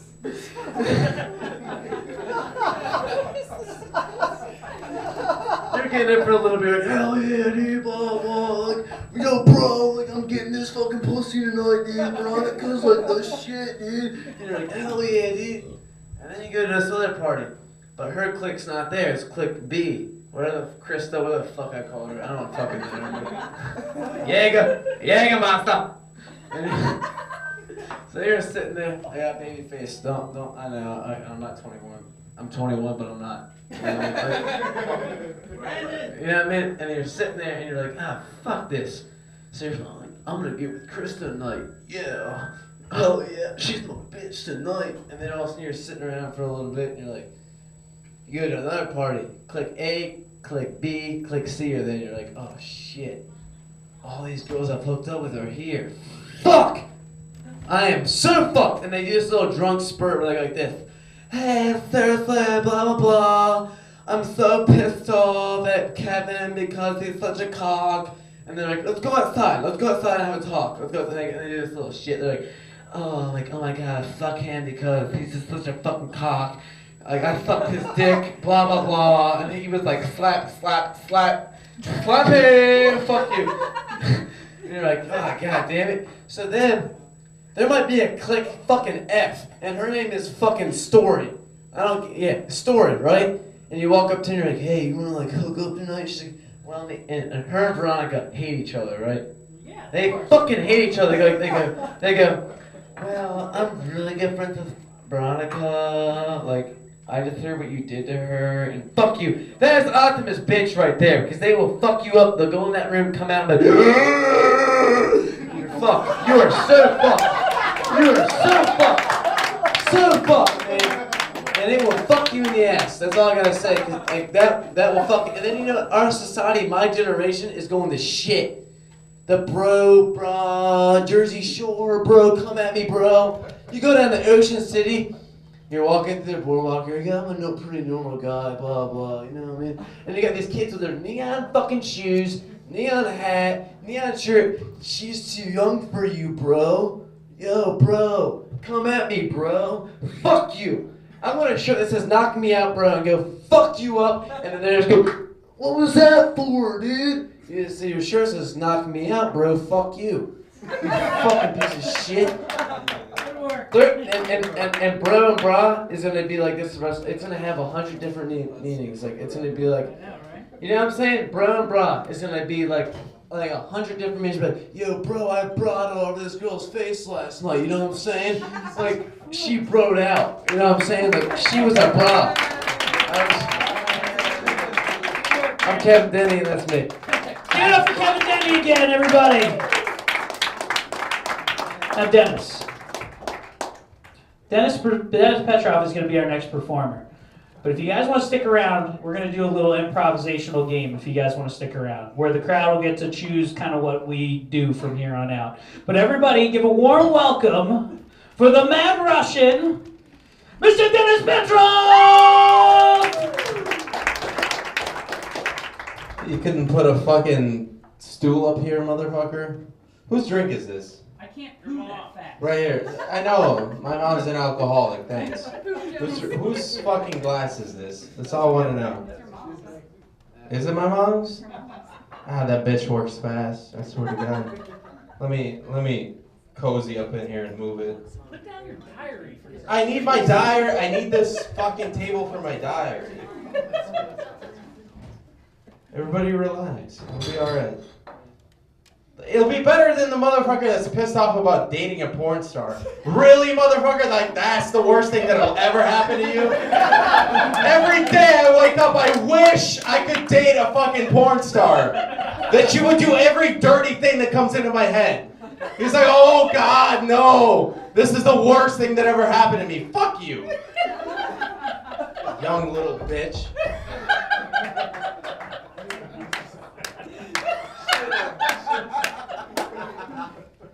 This lady at work had a child.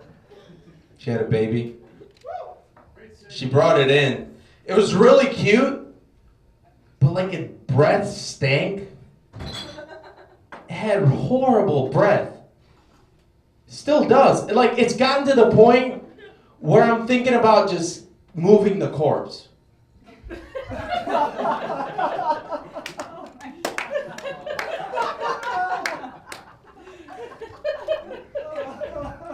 My girlfriend wore her favorite dress. And she asked me, like, does this make me look fat, baby? And had to be honest with her. I was like, nah. Not since the abortion. We actually thought about keeping the baby. Like, we had that thought. But I was like, I'm not going to lose that bet to your father.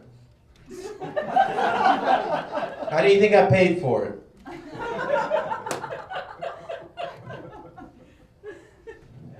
I'll check my notes. I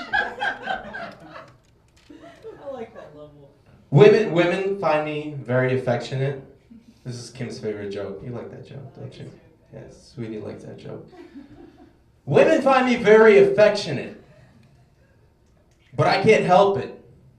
I mean, kisses are the best, and just the best non-violent way to shut you the fuck up.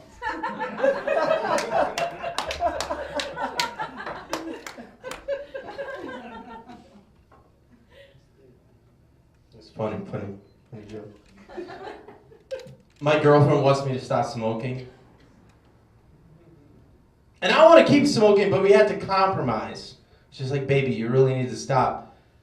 And I get it, so we compromised. So I was like, all right, I'll stop putting them out on your dog.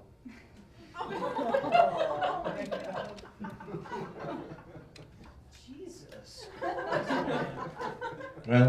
What is this Dennis Petrov you're saying tonight? I like it. Oh, he's funny for once.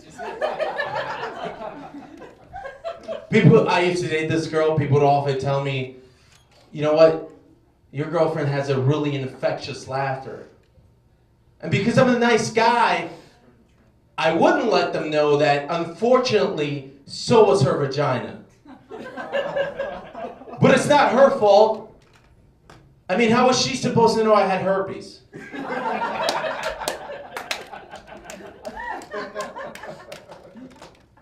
And then my doctor told me, like, you should use condoms for protection. I was like, that's solid advice. That's solid advice.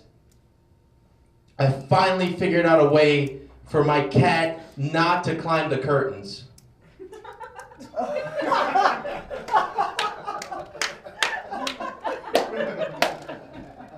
Gotta protect your curtains. Condoms inspire a lot of poetry. No glove, no love. Wrap your Harry before you take her cherry. Slap a condom on your dink before you stick it in the stink. I think that's beautiful. That's really effective. We should use poetry for a lot of good advice. You know, before you break into a residence, make sure you leave no evidence. Rope can be unsteady, so have your duct tape ready. Make sure she cannot scream, then you can fulfill your dreams. That's right. Rape is only funny in rhyme.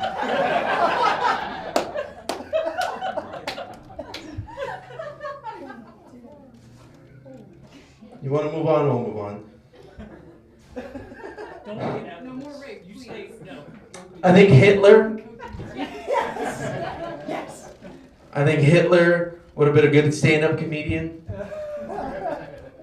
He was really effective in public forum. But he would have made a terrible athlete.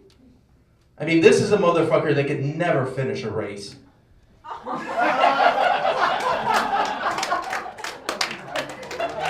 Thank you, thank you, thank you.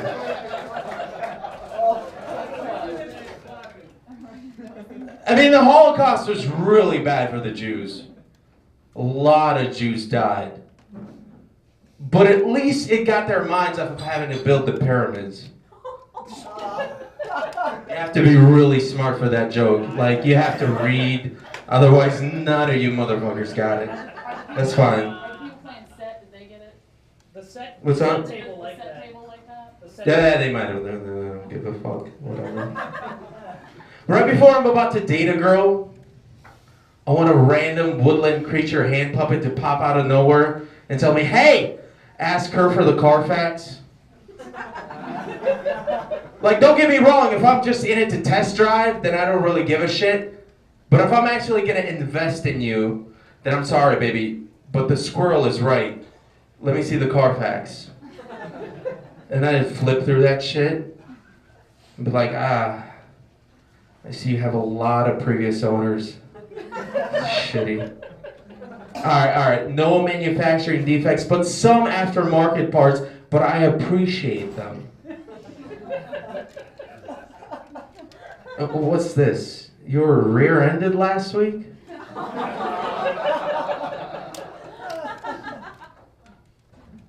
Women are a lot like cars. They are. And let me tell you what. If you maintain one, if you maintain it and treat it right, then she will last you for a while. But at the same time, if you ever get sick of driving it, you can just trade in for a new one.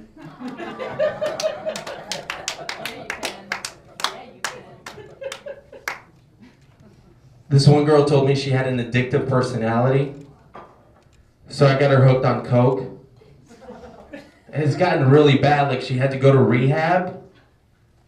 But this never would have happened. We would have never had this problem if she just went to the gym once in a while.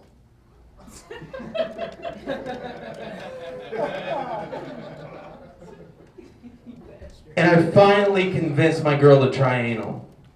Finally did it. It was awesome. It was awesome. But afterwards she was like, you know what, baby, this was a little bit uncomfortable for me. And I was like, all right. Next time, I'll fuck you in the ass. Thank you guys very much. I appreciate it. Oh, stay here. I'm going to need, first of all, give it up for Dennis Petrov again, everybody. Give it up for him one more time. I'm going to need, let me get David Edwin and you, Miss Kimberly Ambrose, on stage, please. Are we doing this? We're doing this. We're gonna kill time. We're gonna play a little improvisational game, and the crowd is gonna help us with this. Here are your three. Okay, first of all, from the crowd, we need a famous a fairy tale. I need a fairy tale from anybody out there in the crowd. Hansel and Gretel. The Bible.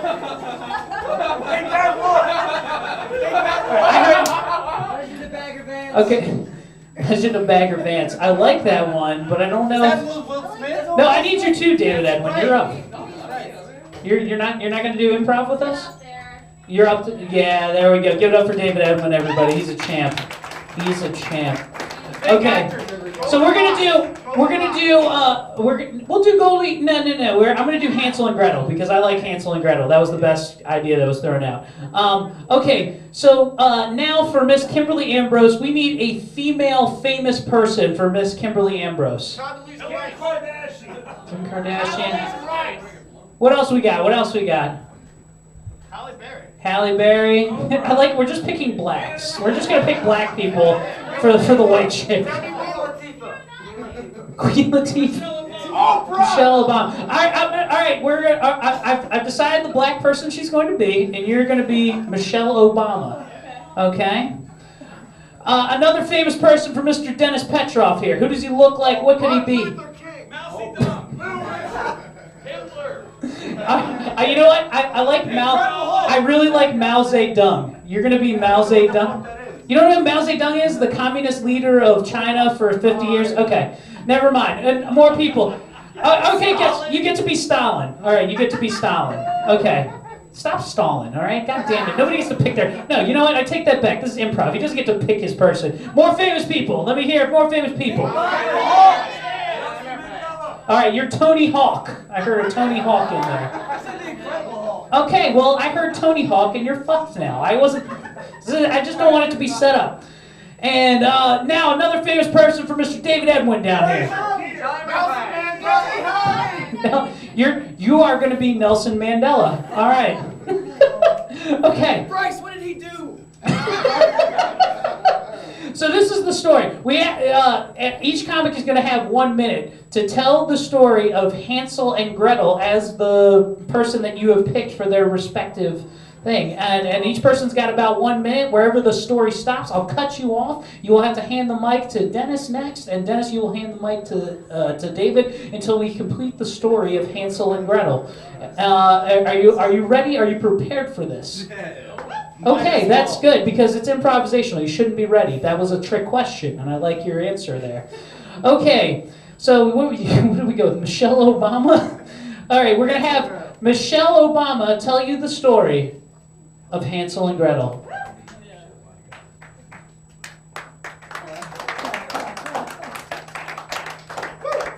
Hi, I'm super excited to be here.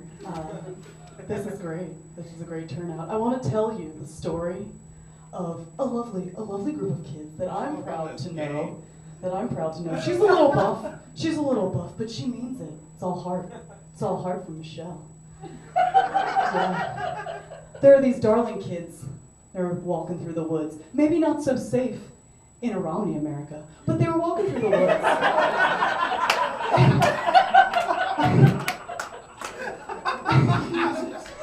And I'm pretty sure they were looking for some organic food. Pretty sure. Gotta get those tummies down, kids. Get those thighs down. It's important. So they're waltzing through the woods, and they come upon a house. Pretty sure I'm telling the right story. They come upon a house made out of it's very bad, but they want it. It's candies, and gingerbread pieces. I wouldn't suggest they eat it. A nice kale, perhaps, maybe a carrot or 7. But what I'm super excited about is that they chose not to eat the house, but to go inside it, to peruse, to go inside an adventure into the house. Time! Where'd you finish? They come up in the house? Alright. No, that's cool. That's cool. So they get like a bunch of graham crackers together in the house and they build a half ramp out of it. Right?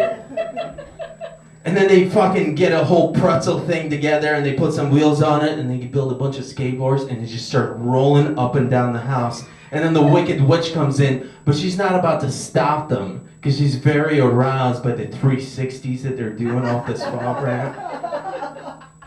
And she's like, all right, let these kids do what the fuck they need to do. Because you can't prevent the kids from having the fun on the street, you know what I'm saying? Like, you gotta let the kids know what they want to do. You gotta keep them on the street. If they're not gonna be skating down and up this graham cracker ramp, then they're going to be doing drugs, heroin, outside this graham cracker house. So they're going up and down the ramp, and it's preventing them, and they're wearing their caps backwards, because that was the style in the 1800s when the Grimm brothers wrote this play. And they're just going up and down, and they're doing 360s, and then this bitch is like, all right, I've had enough. It's time for the X Games. So, how the X Games got started, the Wicked Witch, back in the 1800s, said, enough of fucking up my graham cracker house with your bullshit. You gotta get out to LA and do your bullshit there. And so, all right. Nelson Mandela, everybody. Nelson Mandela. To finish off the story. And then those two white children that put down their play balls with the wheelie wheels on them. And they thought, in the land we come from, in a land of no unification and apartheid, that there is no way that they're going to unify their country by playing games and eating cookies off a shingle. So what they did is they found that evil witch lady who was probably British. And they threw her big ass in an oven. And they locked her up. And believe me, I know what it's like to be locked up. And they turned that temperature on high. And they burned that candy house to the ground. And they marched their little white South African asses back to their homeland. And they stood strong in front of their people. And they said, there's only one thing that will unite these races and end this apartheid and bring this country together. And that is rugby.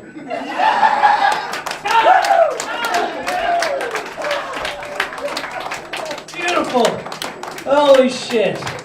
Our first stab at improvisation here at Cocoa Lake Comedy. Do you guys want to play one more game? Do you guys want to play one more game? Okay, cool. That's cool. That's cool.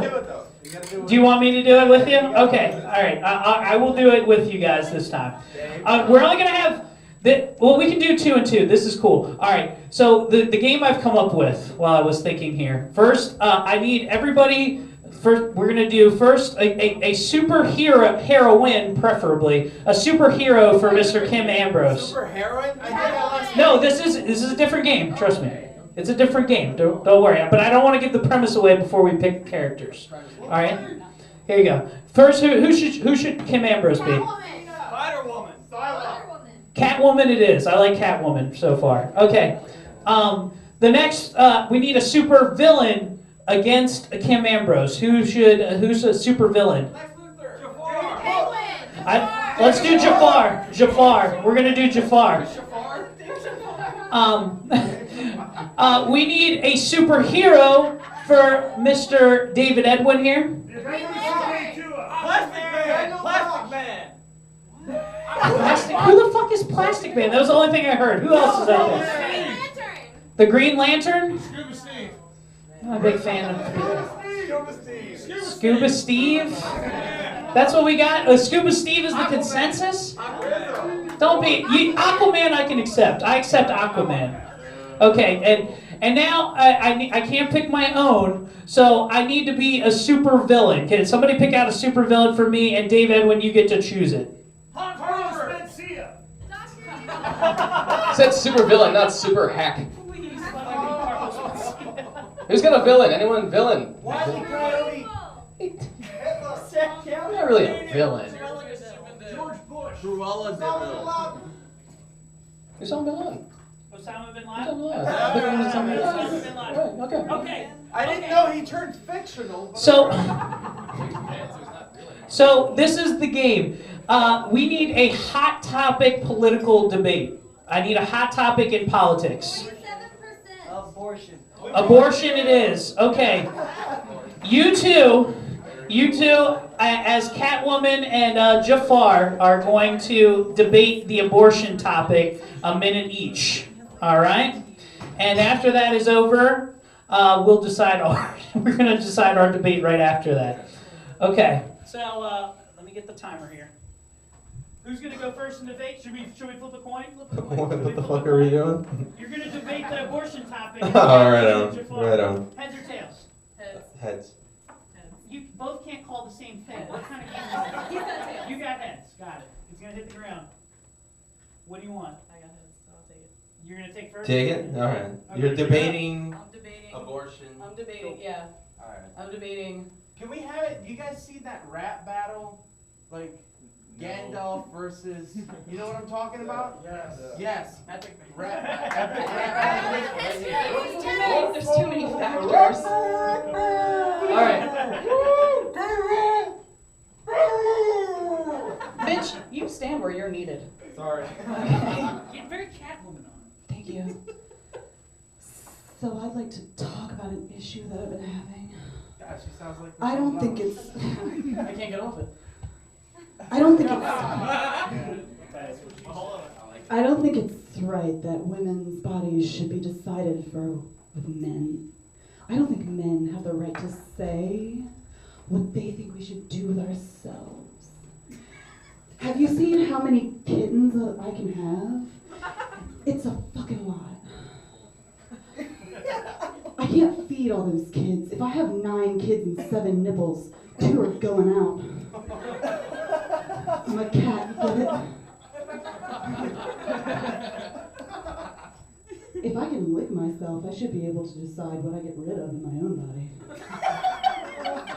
I don't care. Politicians can't declaw this. I don't care. And I defy a man with a goatee and a slight lisp to tell me what I can and can't do with my body. Ding, ding, ding. And the response? Get him. You know what happened? I tell you what happened. I don't know what the fuck Jafar sounds like, but it sounds like this to me. Ever since my 17 mistresses and I aborted the parrot on my shoulder, I've always missed it. It doesn't give me quirky advice anymore with its crazy voice. But you know what I said? I said, Manjula, which is my second wife's name. I said, Manjula, it's okay if you just keep the child. Because who knows how long this thing that I'm trying to do is going to last. I'm going to need franchises. Because there might be some poor boy out of the Abu Dhabash neighborhood that comes up and steals my position in the high court. Do you know what I mean? I've been trying to be the sultan, but I might be a peasant, and I need to set up backup plans with these children of mine, and that is why we need to keep all of our children. Because back in the, how long back, at like 1200s Egypt or whatever the fuck we were living, we did not have condoms.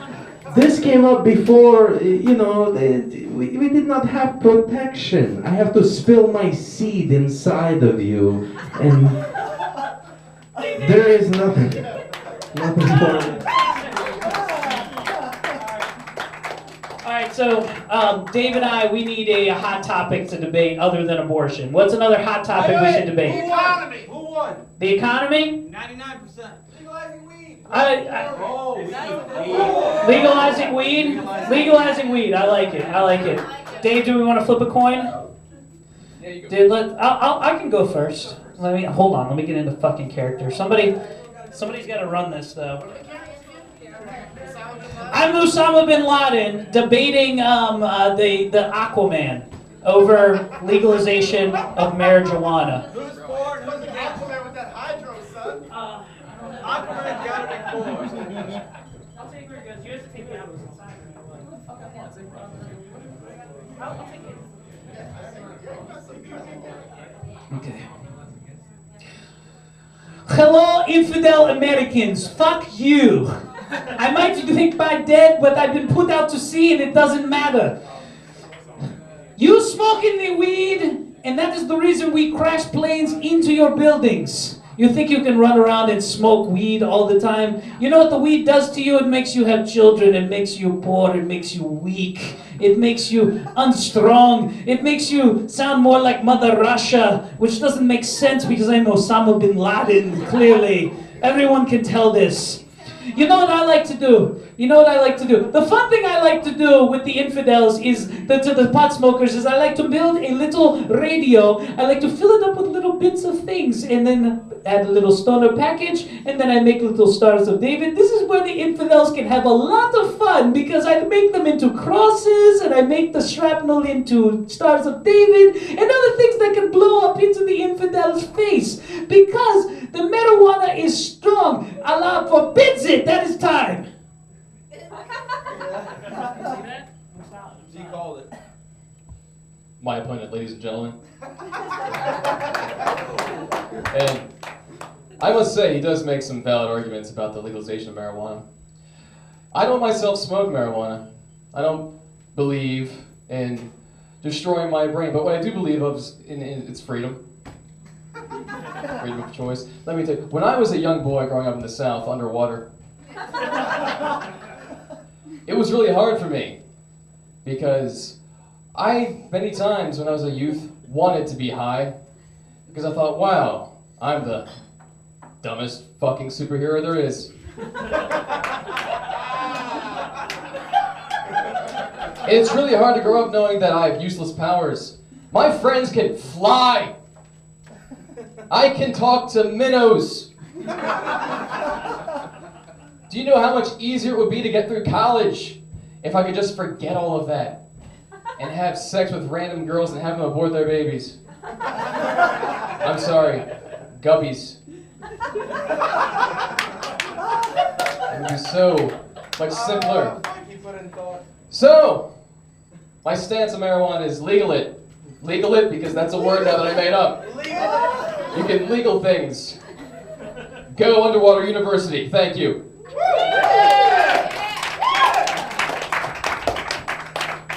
Dave, you clearly won the debate on weed. God damn it, I'm the worst Osama bin Laden impersonator ever. And he got an extra 20 seconds, which disqualifies him, and I win automatically. Just kidding.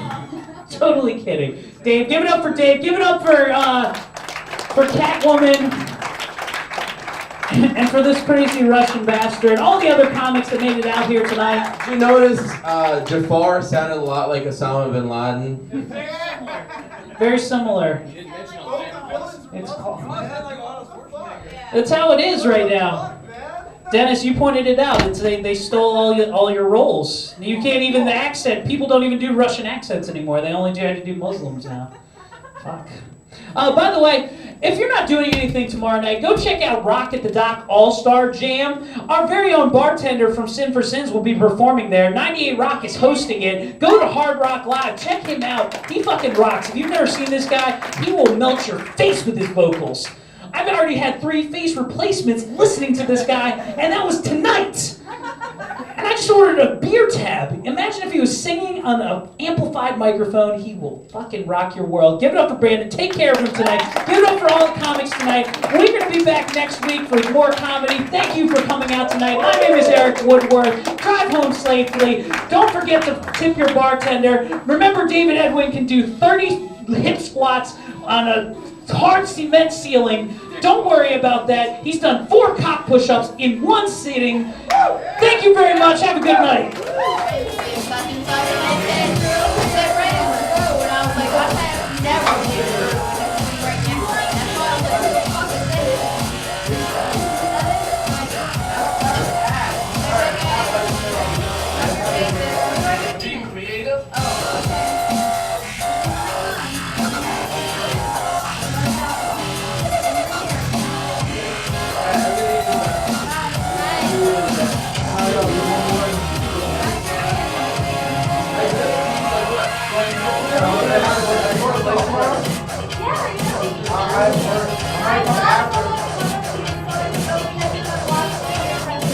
Oh, okay. Well, I might come after and play this out. So. Ready? Yeah. See this? Like this?